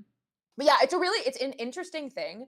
I think it's really cute when people refer to one another like, oh, look at all my kids. I think that's really cute. I personally ask that the people who work on art for me don't refer to me as their child, just because, like, personally it makes me feel a little funny, but I really think it's adorable when other people do it, and I think it's a really kind of interesting little bit of like culture in this space that you Yeah. don't really see elsewhere. Agree. Yeah, absolutely. So here's my thoughts. Mm, mm, I mm, think mm, it's important, obviously, to give credit to your model artist and your rigger. mm. Yeah. Personally, and then I do think it's very endearing. It's very cute. I don't Mm, mind it mm, when other mm, people do it. I'm not judging them. But mm, mm, mm, mm, personally, mm. for me, I think it's a very interesting decision to call them your parents. Like, I don't know. I don't know why. I don't know why, but I feel what you feel, I think, Sri. Like that, Yeah, it's like a yeah. little tingle down my shoulder. I'm just like, I don't know. Yeah. Yeah, I like don't I'm know. happy for other people who have it. It's not for me, and that's Mhm. okay, because like I think it's a really easy thing to just communicate with them. Like, hey, I know this is really common in this space. I don't know where you land on it. I just want to let you know where I land on it. Please don't refer to me as your child. And I've never had someone be like, no, I'm gonna call you my child. Thank you Right. very much. Like, I've never had anyone do that. So it's normally an easy communication thing, but it's something to know about, right? If you're not in the space and you're like wanting to enter the space, and all of a sudden, like, someone's asking you who your dad is, and you're like, what? You can't ask that. It's helpful to know that that's maybe not what they're asking. Can I get your dad's number or Yeah. Can I get your dad's info? Like, I really like what he did with you. Dang. Oh, he must have spent a long time making you, Yeah. huh? Oh my gosh, I'm so dead. Yeah. It's good contest. Yeah. Yeah. I think for me as well, I it might be because I'm a little bit scarred from like previous Yeah. experiences. Now, this Yeah. isn't. I'm not here to like talk down about any artist or the community or anything No. like that. But I've Mm-mm. definitely had some unfortunate experiences with some of like Yeah. the artists or riggers that I've worked with, especially with like my model, which has really sucked Yeah. because like Yeah. It's a you bummer. know you I you feel that. gotta yeah you have to use your model like almost every day as a VTuber, and It's then you. yeah, Yeah. exactly. But then having like a negative experience like Yeah. tied to it is really not fun, and Yeah. it makes it harder sometimes for you to like show up on stream or like to Hmm. show up as this character because you like are too busy thinking about like the personal Yeah. emotional side of things, which it's natural. Yeah. But yeah, and I guess that's part of the reason why like Mm. I also don't really enjoy the Like business. right Not like we're not tied beyond that. Like, yeah, yeah. exactly. Yeah.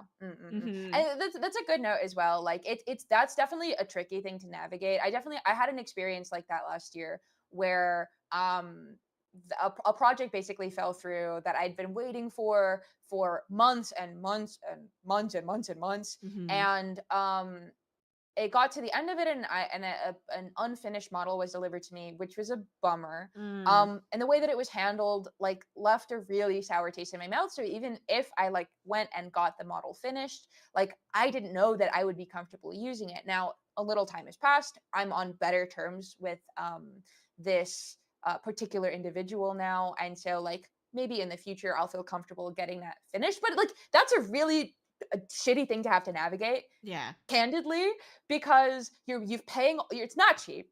You're paying a lot of money, and to feel like, oh, now this is uncomfortable things tied to it, like you have to navigate it. You have to decide like, well, but I did pay for it, so like I'm going to put those feelings aside and like, you know, use this thing that I've paid for, or am I going to have to say, well, this is a sunk cost, because like you said, you have to credit people, right? Yeah. I can't just be like, well, I have this. I'm not going to tell you who made it. You know, I had issues with them, right? Like that's uncomfortable to navigate. So Yeah. yeah, it's definitely an unfortunate. It happens. Thankfully, it's not the only experience out there. I have had so many beautiful, wonderful, incredible experiences. But like, yeah, and for me as well, honestly, like it's not that it's like parasocial, but it's a little bit too familiar for me to feel comfortable using like the familial names. And again, Oh yeah. I think a lot of people in this space are super comfortable with it, and I think it's really cute when people are comfortable with it. Like I think it's adorable. But yeah, it's not for us, and like that's okay too. Mm-mm. Exactly. Exactly. I agree. Thank you for that. I appreciate it. Mhm. We can go ahead and move on to the next one here. So we've Yippee. got fan art. The term fan art. Oh, What is your I love definition of fan this? art. Yeah. So fan art is basically like art that you're making of somebody else's IP, whatever that is, whether it's their VTuber model or their character. You know, anytime like someone's drawing, you know, like Mickey Mouse, right? That's fan art. Mm. Because you didn't make Mickey Mouse. And it's a really interesting thing in our space because like for example at conventions, right? We talked a little bit about artist alley earlier. Mhm. Um at conventions, there's this like it's not uncommon to see fan art in an artist alley. So like artists making art of like IPs that they really enjoy, so whether that's comics or anime or what. And like it's a little bit of a legal gray area. It's not technically or copyright, but like a lot of times IP holders are okay with it or allow it because Right. it is like some amount of like positive advertisement. Some are very strict about absolutely, so like that Mickey Mouse example, maybe not a good idea at the artist alley. um but so it's interesting because in this space, the fan art that you make is of another person, and it's maybe their character, but it's also just maybe their persona. It's maybe just who they are, and they're not companies who are making a lot of money. And so it's interesting to see how different people navigate doing fan art in like in a convention setting. So it's like you have fan art that you just make and you post online and you share with them, and you're not making any money off of that. That's one thing. But then there's also people who are like making keychains of their favorite VTubers, and it's into and plenty of VTubers are very okay with this and give like please make fan art of me, but some are not. And navigating that, I feel like must be I don't do tabling. I don't really do like fan art to sell, but Hmm. I feel like that's a really kind of interesting thing to navigate in the space today, because I don't necessarily know that that's something that like I don't know, artist allies have had to contend with very much before. All of a Mm. sudden we're making a bunch of fan art of like individual people, as opposed to like, you know, a bunch of characters from Alien Stage or something. Yeah. But yeah, fan art, love it. Wow. Wow. Wow. Wow. Thank you for that. I appreciate Mm, it. mm, So my experience mm, with fan art and stuff like that. So here's mm, something that I like have genuinely seen and heard in the VTubing community. All right, here we go. mm, mm. If booths at conventions don't have fan art of your VTuber, you're irrelevant. Obviously, every artist at the con should be spending up to thousands of dollars on reserving a booth in person, and then even more money designing and producing the physical merch items. Like, what? Come on, Oh, it guys. hurts. Come on, guys. Really?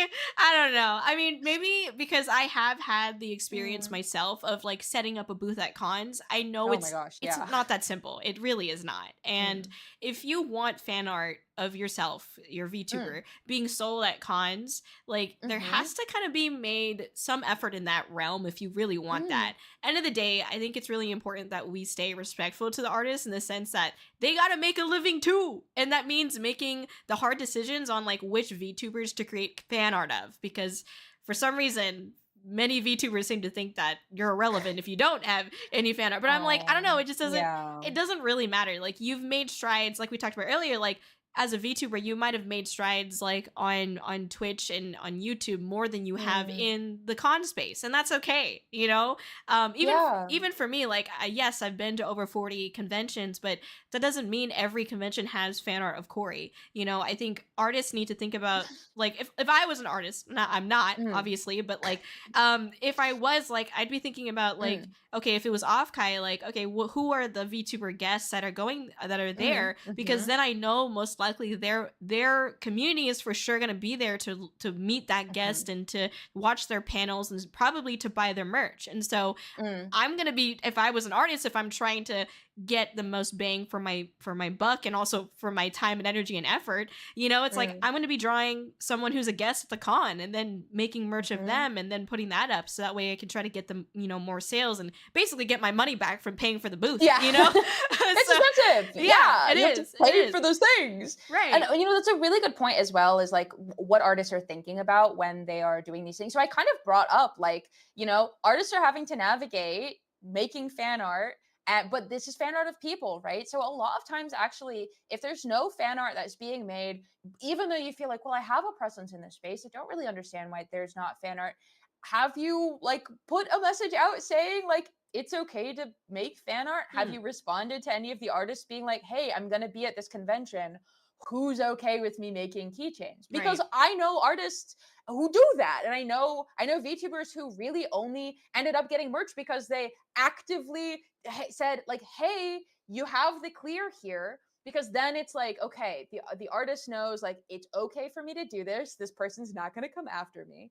And you know, if you can work something out where the VTuber is like, I'll send people your way, it's easier to take that risk on you, right? Hmm. It's there's so much beyond, you know, like you're irrelevant or something, you know, and Yeah. like that idea of irrelevancy being scary too is, I think, something that like a lot of us need to just kind of work on in general, right? It's not the worst thing in the world for like people to not know you in a space. If you're Right. going to that convention, you have the chance to like about you, you know, you Yeah. have the chance to like you said earlier, handing out stickers, that is the best way. That is how I make my friends, that is how I make all of my pals, that is how I say hello to people at these cons. It's a you know, like find ways to like make good impressions. It doesn't have your first impression somewhere doesn't have to be the fact that you're on like at someone's booth, you know, like as merch. There are plenty of ways for you to like meet other people, and then you never know,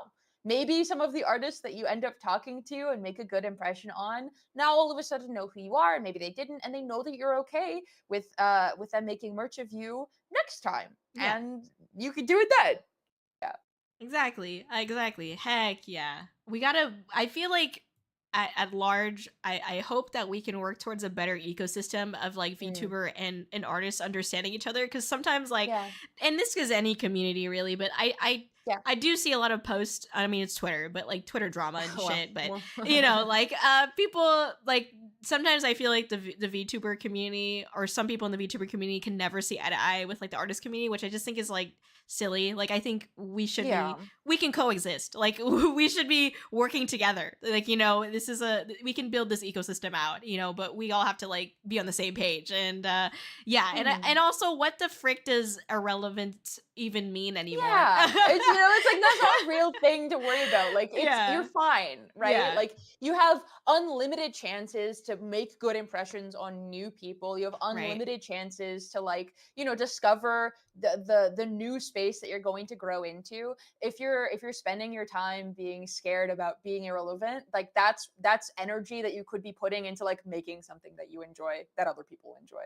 It's not worth Exactly. it. Exactly. I agree. Well said. Well said.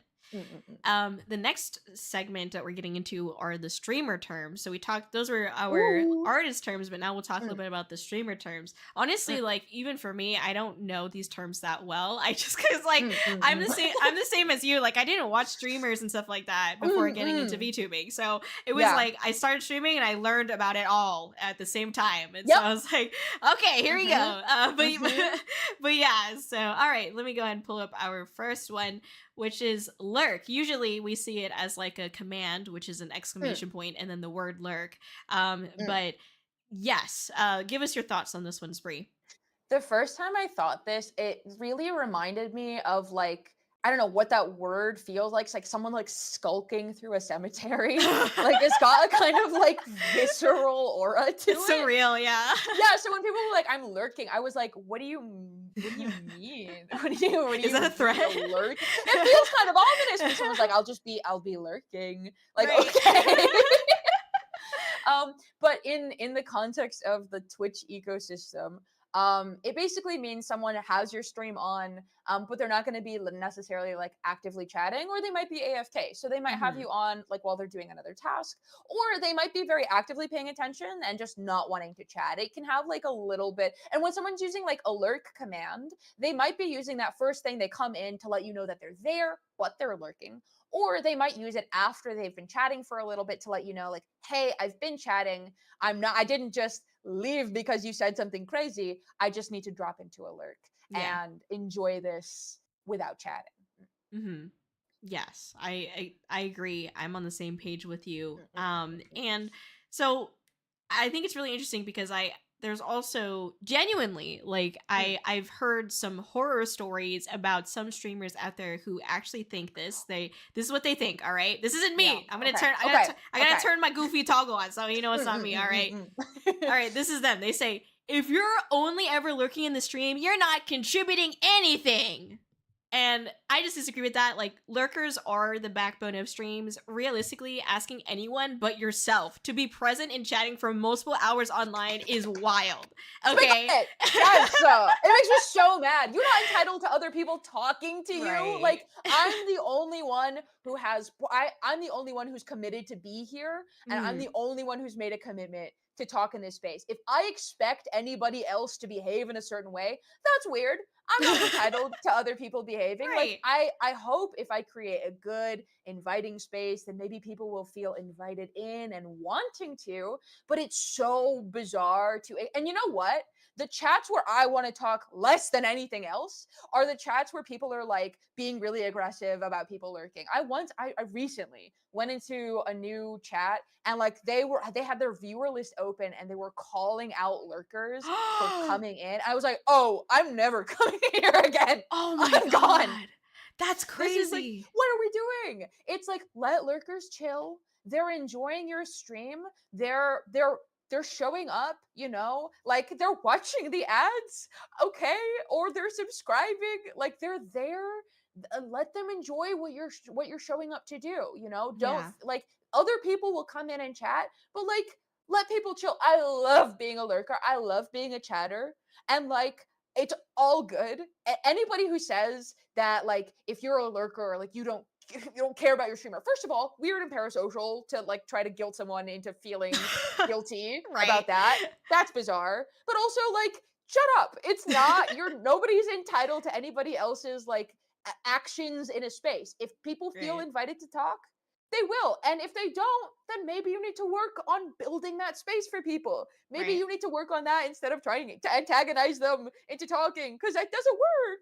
Sorry, I got a little heated. That's my No. thought. That is my Thank thought. you. Thank you for being passionate about it, because I agree. Because Yeah. I've heard some crazy horror stories. Like I mean that sucks. Obviously, like going Yeah. onto a stream and the first thing you see is somebody calling their lurkers out. That's insane. I think that's Uh, wild. Like weaponizing it in that way, you know. yeah. But I've also seen people like I've seen other people who are like, if you aren't like chatting, you know, more often, then I'm just gonna ban you. Or like if you are not sending me money, then we're gonna ban you. Like Man, that's genuinely something that happens, and I think it's just so good way to get rid wild. of your viewers. So, Yeah. no, literally, it's so wild, and I think there's just I don't get it either, because like even when I look at some of the top streamers, like sometimes I see them having thousands of people on their stream, but not many people chatting in the chat because they're lurking. Yeah. You know, then I'll look at someone who has maybe 20 viewers, which is still a lot of Yeah. viewers, but like 20 people with a super active chat, like more Mhm. active than thousands of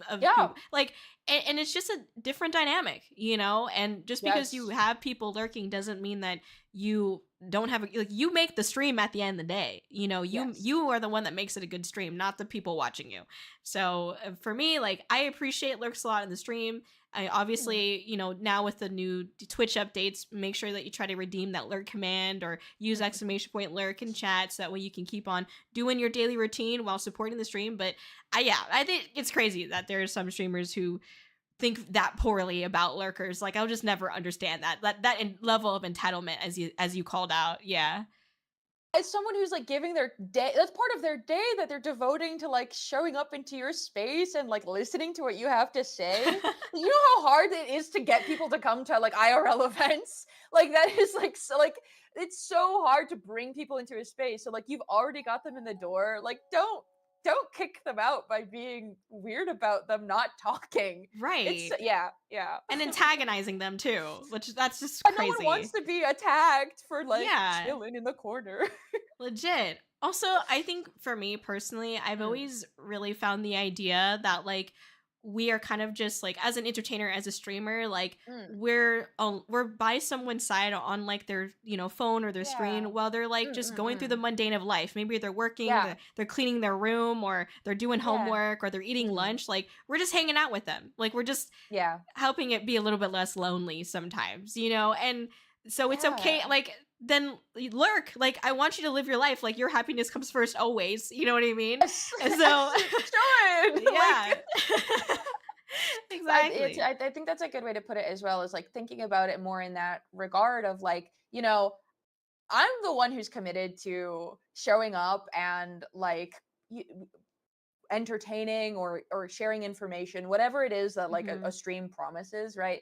Like the streamer is the one who makes that promise. Like a chat is not liable for any specific action, right? Like different people come to you at different points of their life, at different like points in their day even, and the impact that you can have on somebody. You know, I've got people who have been lurking in my space genuinely for like 3 years and who randomly come in one day and decide to start chatting. But if Right. I had been like really weird and shitty to the lurkers, like why they'd never come back, right? It's not up to us to decide how people engage in our space as long as it is like respectful and within the boundaries, but Hmm. it is up to us to like, you know, do what we're doing. And like I think if you're doing a good job of that, I think if you've got your north star and you feel like you're showing up in the way that you need to, then like your people will show up how you need them to as well. Exactly. Exactly. I mean, we have someone in the chat right now who's listening while driving. Good thing. I'm glad you said listening and not watching while driving, because otherwise Yeah. I would have yelled at you. I'm just kidding.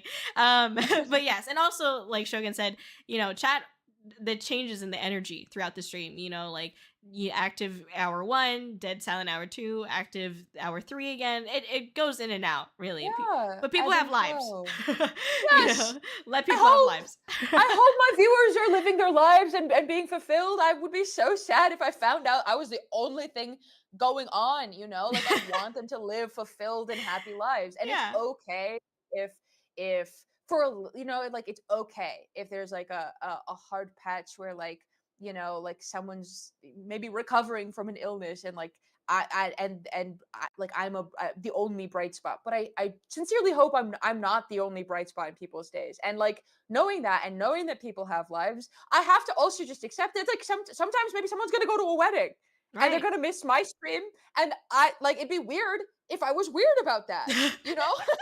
So real, exactly. No, 100%. I agree with that all the time. Like, I always feel bad when people come in and they're like, "I'm sorry that I missed a stream," or "I'm sorry that I'm late." I'm like, "No, don't apologize." Like, I'm sorry I'm late. Like, what the heck? I'm the only I'm one who the should only be one who can apologizing. be late to this stream. Yeah. Yeah.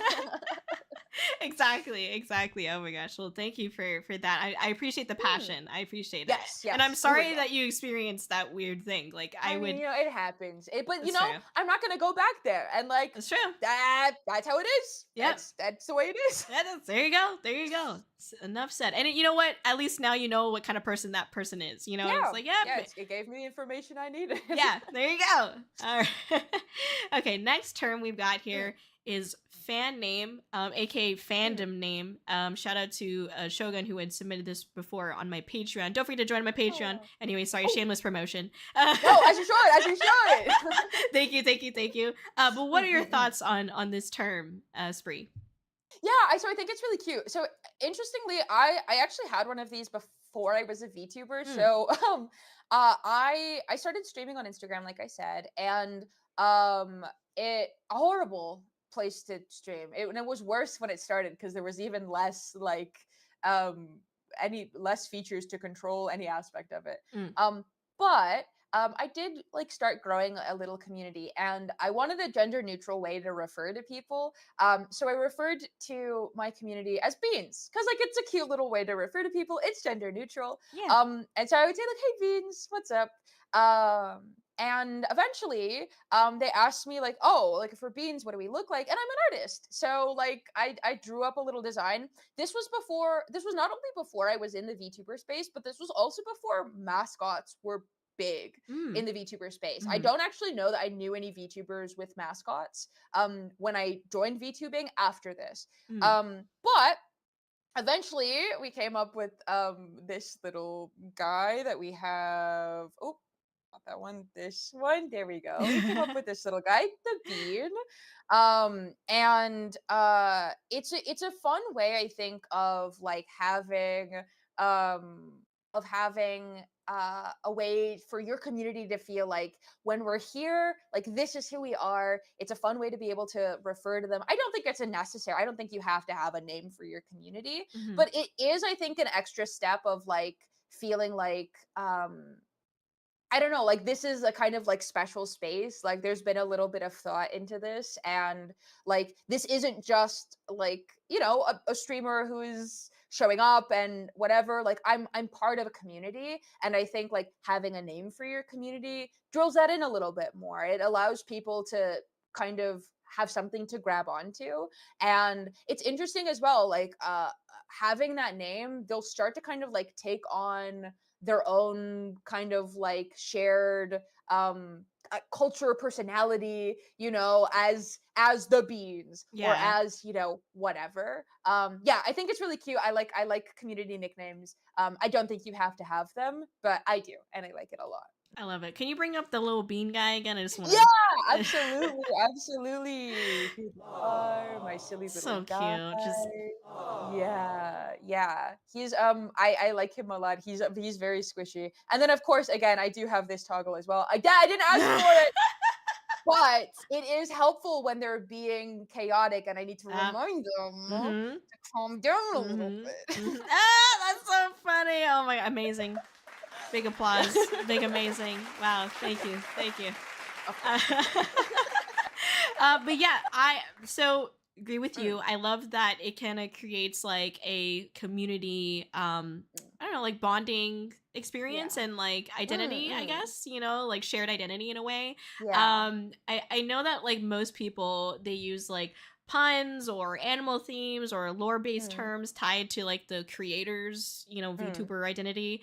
I actually really liked Garguro's fandom name, which was the Chumbies, I think. And I don't know, I thought it Mm. was like really cute and like friendly to be like a chum to a VTuber. I don't know. It's just really nice. But I Mm. definitely appreciate how it gives your community like that sense of belonging. I'm always really big, like just how you are with like inclusive spaces and stuff like that. Yeah. I kind of like sum it up to one word of like, hey, I want to create a place of belonging. I want people to feel like they can be themselves here. And I think like Yeah. by saying, hey, we're all similar, we all have like this one thing in common, and that's that we like, this, like we like being a little bean guy, you know what I mean, or like Yeah. we like being a little raccoon or a snow syrup, you know what I mean. So I really Mm. I like it a lot. It's very cute and endearing, Mm. and it makes me feel like I'm a part of something that's a little bit bigger than myself, so Yeah, and it also like the additional kind of benefit of that is like people can draw themselves in your community as whatever your little mascot is. So like my beans have bean sonas, where they'll draw themselves as a bean, and it's adorable. And when you're thinking about how to design a mascot, mm, if you're interested in designing a mascot as well, like having something that people can draw easily is like the easiest win as well, because then like they can draw themselves as that mascot character. You get like adorable fan art, and you get to see like how somebody views themselves in your space. It's the easiest win in the whole world, and it's one of my favorite things. I love seeing people's bean sodas. It's so cute. yeah, bean soda, let's go. I love that. Thank you for Mm, sharing mm, that. Thank you, mm. thank you, thank you. All right, let me show the question again. All right, the next one we've got Mm. is raid. What are your thoughts on this one, Spree? This was another one that when I encountered it for the first time, I was like, "What is that? What are you guys saying to me?" Because my first couple of streams, I was like, "Okay, guys, that was good. Bye." Um, and we would just end it because like I don't know. Why would I think there was another option? Right. Um, but so a raid is basically this awesome thing that it's one of the best features that Twitch has. And essentially, when you're done with a stream, you can take all of your community, everybody who's watching your stream, who joins in on the raid, um, you basically take all of your viewers and you take them to somebody else. And it's a really great way to introduce your viewers to new creators, and to introduce creators to your viewers, and like start sharing some of those communities together. Because I mean, especially like in the art space is really particularly good about this, because we'll ask for an art tax. So it's a really great way to be like, hey, I see you're an artist, what were you working on, like let me show all of my community. It's how I've made, I think, most of my connections like in the art space Mm. actually is via raids, or like via finding other people through raids of streams that I was watching. um because essentially like typically either the streamer will look for like somebody that they already know and like the vibe checks out, or Mhm. somebody new who they're looking at and like seems like worth the gamble of trying a new person. Right. And that's how I've discovered so many of my favorite streamers. It is, again, truly like one of the best features I think Twitch has. Yeah. Hell yeah. No, I agree. I Mm-mm-mm. mean, I stream on Twitch and YouTube, but the YouTube one's really confusing, and so I the Twitch did it right, as I'll say that. Something Mm-mm-mm-mm. I wanted to talk about was when in relation to raids. So that's a perfect Yeah. definition. Thank you, Spree. I think it's kind of, for me at least, I thought it would be important to kind of talk about like how, if you are a streamer, you can, things that you can do to like maximize Mm. a moment when like you are getting rated, like how you can kind of welcome Yeah. them in and stuff. So Mm. 4 quick actions here that you can do to maximize a raid into your stream. All right, number 1, Mm. welcome them in. Ask your fellow streamer what they are up to on stream. 2, thank them. You'd be surprised how many people skip this step. Okay. Number 3, It's if the important. if the activity you're doing on stream allows it, give them a shout out. I know some people are like, oh, I'm doing a special event. Maybe they don't feel it. I don't know. Maybe for some reason you're like, I can't shout you out, but whatever the reason may be, whatever, that's up to you. But if you can, try to give them a shout out. I try to give everybody a shout out whenever they raid me, so I think it's a given. But to some other people, they're like, I can't, and so whatever, it's on you. Number 4, let them know that it's all good to raid and dash, aka if they can't stay on your stream because they need to take a break from their long stream, let them, okay? Let them free. Let them go piss, okay? I don't hold it against anyone, but all the time, like online, I just see VTubers complaining about how like fellow Mm, streamers react to their raids, and that's why I wanted to share that because yeah. they'll complain about like I raided into this one streamer and they didn't even acknowledge me, and like Yeah. it's not. I don't know.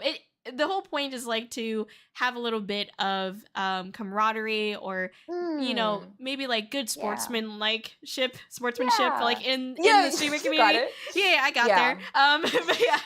So I feel like, it'd be nice if we could at least like thank somebody for like thinking about them, even if it was just Yeah. like, oh, just split decision to raid into somebody. Like, hey, just thank them at least. But I've gotten a Mm, lot of like I've even raided into some people where it's the same thing where like I raid them, but they don't even acknowledge me. mm. So that kind of makes me feel like, oh, maybe I don't want to raid into you again. You know what I mean? So try to be nice is all I'm trying to say.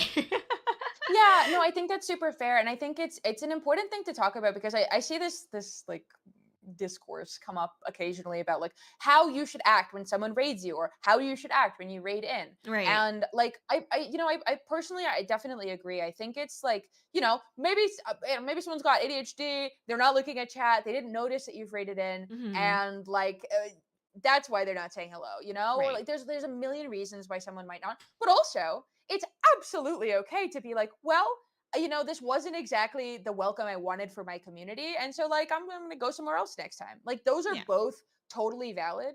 I definitely don't think it's fair to also, like you said, let them know you're not holding them hostage. It's important that they don't feel like they have to stay. Because I don't think that's fair as well, to feel like entitled to, like someone who's just brought their entire community over feeling like they've got to stay for a long time. Hmm. And I've seen a couple of people say like, oh, this like person raided but they left immediately, and like I thought that was rude. And it's like, okay, they brought their whole community over, like I don't think that was rude. Right. um but like I actually have something that I would add on Mm-mm. to like when people come in, Yeah. a secret number 5. Okay. And that's potentially before, like somewhere in the middle of the ones that you've brought up, but it's like a little elevator pitch for yourself. Right. Like, Right. maybe when you're saying hi, you're welcoming people in, you're introducing yourself. It's just like being prepared with a quick little like, hey, this is what you can expect from the space, so that people know immediately kind of like what they're getting into, and can also decide like if they were gonna bounce anyway, like maybe they hear what you have to say and they're like, oh, actually that's pretty interesting to me, like I'll stick around and see what's going on. It's a good way to like uh, set expectations for people, and I think setting expectations is always a really good idea. Mm-mm-mm. There you go. That's fair. I appreciate that. Thank you for adding that. And I totally forgot about that. That is important. You want people to know who you are as well, right? Mm, mm, mm. It's a sharing. We're passing the baton over. So tell us about who Yeah. you are. Mm-mm. And Gun in the chat. The secret number 6 is sometimes cursed pre-recorded raid welcome message. Ah, I love those. I Yeah. can I that is really fun. I'm not gonna lie. I do enjoy seeing that. It's pretty Mm, nice. It's pretty nice. I agree. mhm. Well, Especially when they're randomized and you don't know what's gonna pop up. That's fun. yeah, I know, right? Oh, it's my lucky day. Yeah. All right, let's go ahead and move on to the next one here. So Hmm. we have got VOD, and this stands Ah. for video on demand. What do you think about this term, Spree? Yeah, so this was another one I was like, "What is that?" When I started here, I was like, "Well, are we saying VOD? Are we saying VOD?" I say Mhm. VOD now. Um, but yeah, so this is essentially like, actually when you're starting streaming, it's so important on Twitch. It is not automatically selected that these are on. So if you Mhm. want your first stream on Twitch to not be gone forever and fully ephemeral, if you want a chance to see what it was like, you have to make sure that I'm speaking from experience or anything. You have to Uh, go select and turn it on. But yeah, so you basically it's like allowing for your live stream to go from this exclusively ephemeral moment between you and your chat into something that somebody who maybe missed it, maybe was busy at the time that you normally do your live, can go back and watch it. I for a long time didn't think anybody used this feature at all. Mm. And recently, like in the past like year or so, I've been having more people being like, yeah, so like I saw on your VOD, and I was like, you watch my VOD? What do you mean you watch my VOD? But I've realized that I watch people's VODs as well. I just didn't think a lot of people did it. Mm. But it's a really great way to like, even if somebody can't be there and like be like wrapped up in all of the live conversation, anything, like they don't have to feel like they have to, schedule their entire life around you, which is great. Because that would be horrible. And they can still like catch up and see, like what little inside jokes happen, so that if they can catch the next stream, they're not completely in the dark about it. Right. But yeah, it's basically a way for you to not have to lose everything as soon as the stream ends. Yeah.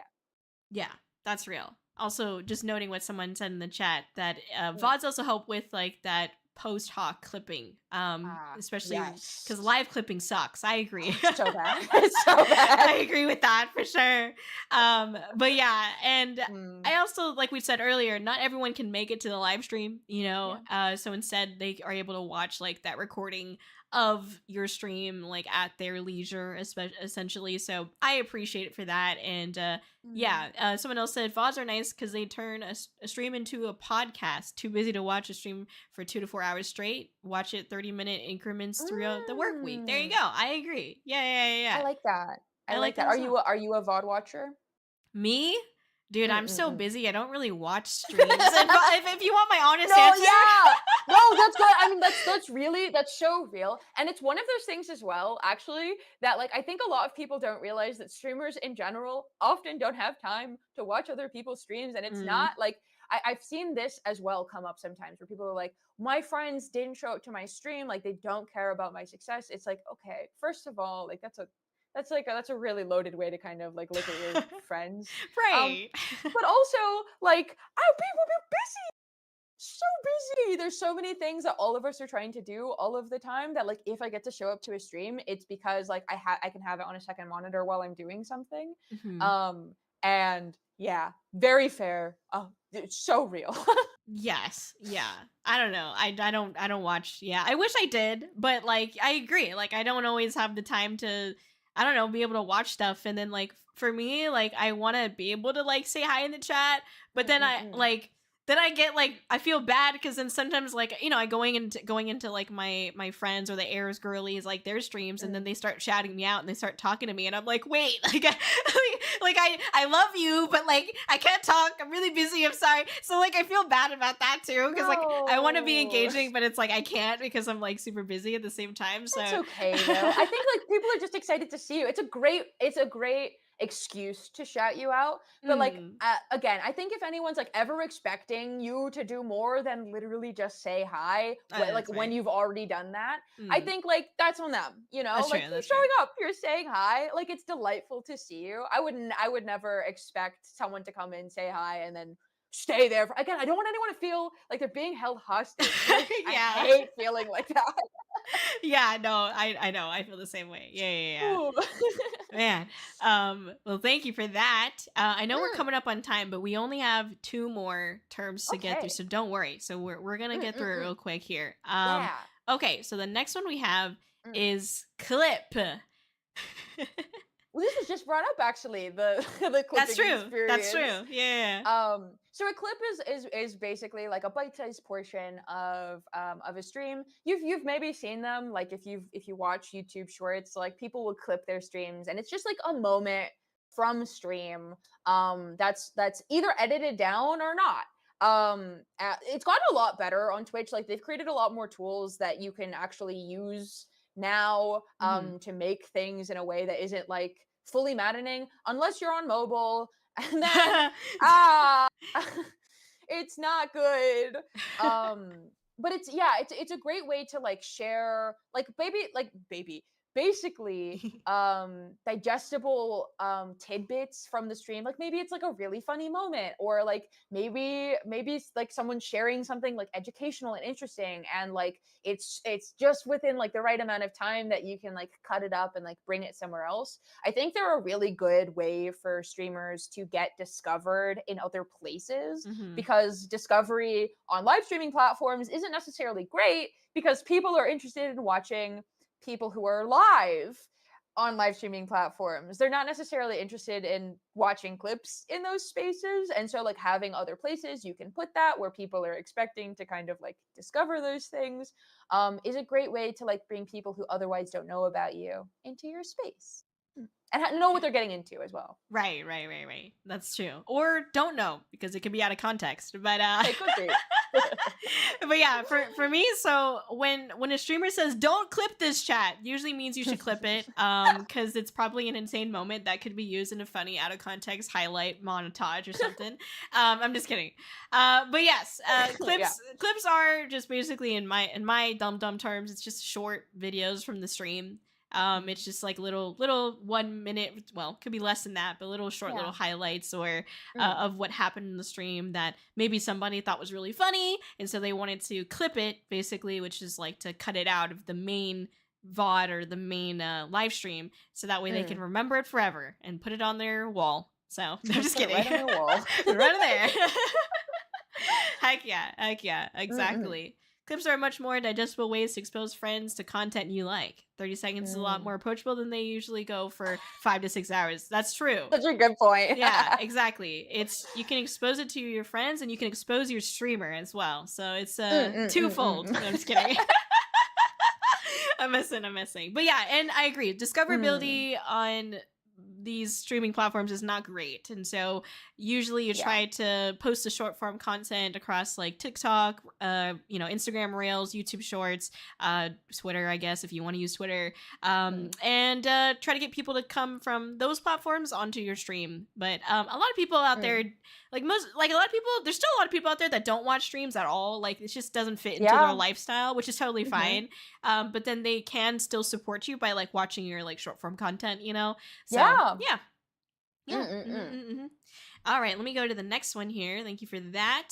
So this one, I didn't want to like actually write it out because I was scared because for some reason it's like forbidden on Twitch, and so um, basically I'm gonna be saying pug and puggers instead of like with the O because apparently it's Okay. banned on Twitch. But I don't know if they ever updated that or not. But like I just remember Mm. when I first Yeah, started. it might be like an automod thing, because I think they have an emote now that has that as the name. But it's a yeah, that POG. I think I like had to Google this. The reason I know about this is because I was like, guys, what are you saying to me?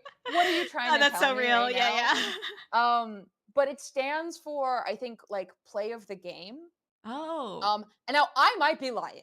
This is what I remember from like years ago when I started, and I was like, guys, what are you saying to me? I'm scared. Mhm. But I think that's where it started. So like people would say like play of the game when like someone did something really cool in a video game, like that's the play of the game. And it started kind of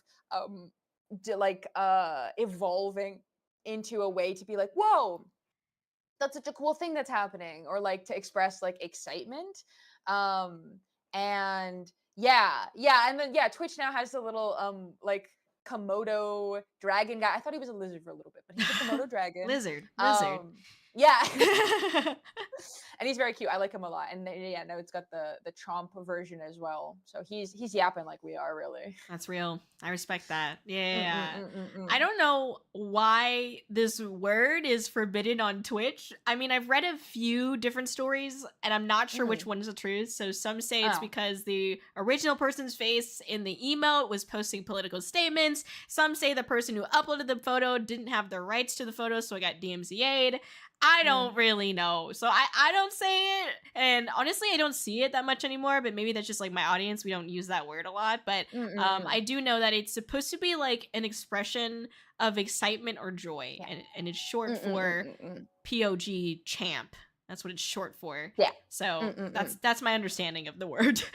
But yeah, I've never used the word and seen it ever even seen it before this. So I was like, what? Pug? Yeah, yeah. So they used to have a different emote, and I think they basically held like a massive competition for people to vote Hmm. for what was going to replace it. So it's maybe it's okay now because I think I've been seeing it around, um, and they have the emote with it in the name. So I would have you'd think if they were um going to hit people for well, and but like how consistent are we going to be? Hard to say.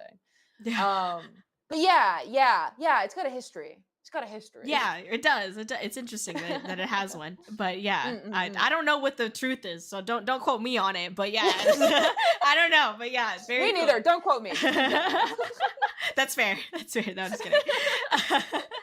Well, those are all the terminologies that we had to go through today. Thank you, Spree, for Mm. all of your words of wisdom Yeah. and your thought Mm. through all of these terms. And we unfortunately we ran out of time to do the Mad Racks, aka Mad Libs segment, but it's okay. We got through the words, and that's what matters. I Mhm. did want to give you a chance to let us know what's next for your channel or anything that you're planning or anything you're excited about in particular. This is your time to basically, shameless promote yourself. Ooh. I typically stream Thursdays over on Twitch from 3 to 8 p.m. Central.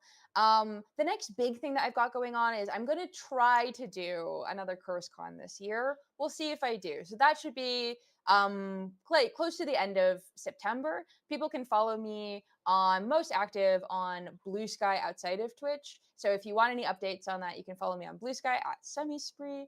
And yeah, thank you so much for having me on. This was so lovely. I love yapping with you, and I loved hearing all of your thoughts on everything. This has been wonderful. Thank you. No, right back at you. Thank you for joining us. It's an absolute honor for sure. I mean, you were such a joy, and like I don't know, when I met you at Offkai, you were just like brimming with so much energy and light and I was just like, wow, like this is amazing. I don't know, like I could see us like yapping on a Oh, stream, and so or offline wherever, just yapping. And so yeah. definitely came true, dream come true here. So I appreciate you a bunch, and I'm hoping to see you Mm. again, Yeah, in the absolutely. Oh future. my goodness, if I have anything to say about it, please. Yeah, no, Yeah. and I feel the exact same way. You were such a sparkly, bubbly Oh my personality, gosh, thank and you. this is I'm so excited that we got to do this, and I am looking forward to seeing more episodes of Bin Buddies and seeing all of the wonderful things that you do next. I really appreciate the approach that you have to exploring this medium. You're doing a lot of things I think are really interesting and innovative, and I'm really excited to see what you do next. Thank you. I appreciate it. Well, it's funny because you Mhm. mentioned earlier, like going to like art museums and stuff, and like that is on Mm. the itinerary for us eventually. So we're actually Ooh. going. Yeah, we're actually going to be going to the zoo tomorrow. So Ooh, that's exciting. yeah. So eventually, the goal is to be able to go to museums as well.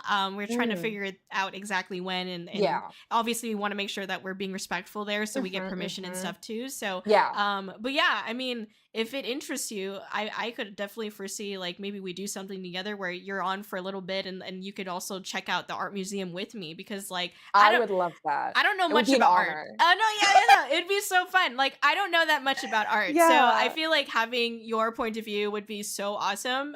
Especially if you're Ooh, like a community leader in the sense of like teaching other people about the medium. Like I yeah. think we'd be able to learn a lot from you, and that's kind of the point of going to a museum is be able to spread Mm. awareness and like get a little bit more educated and educate others on the museum and hopefully get it more support. So Yeah. yeah, that'd be awesome. Absolutely. Heck Yeah. yeah. Yeah. Yeah.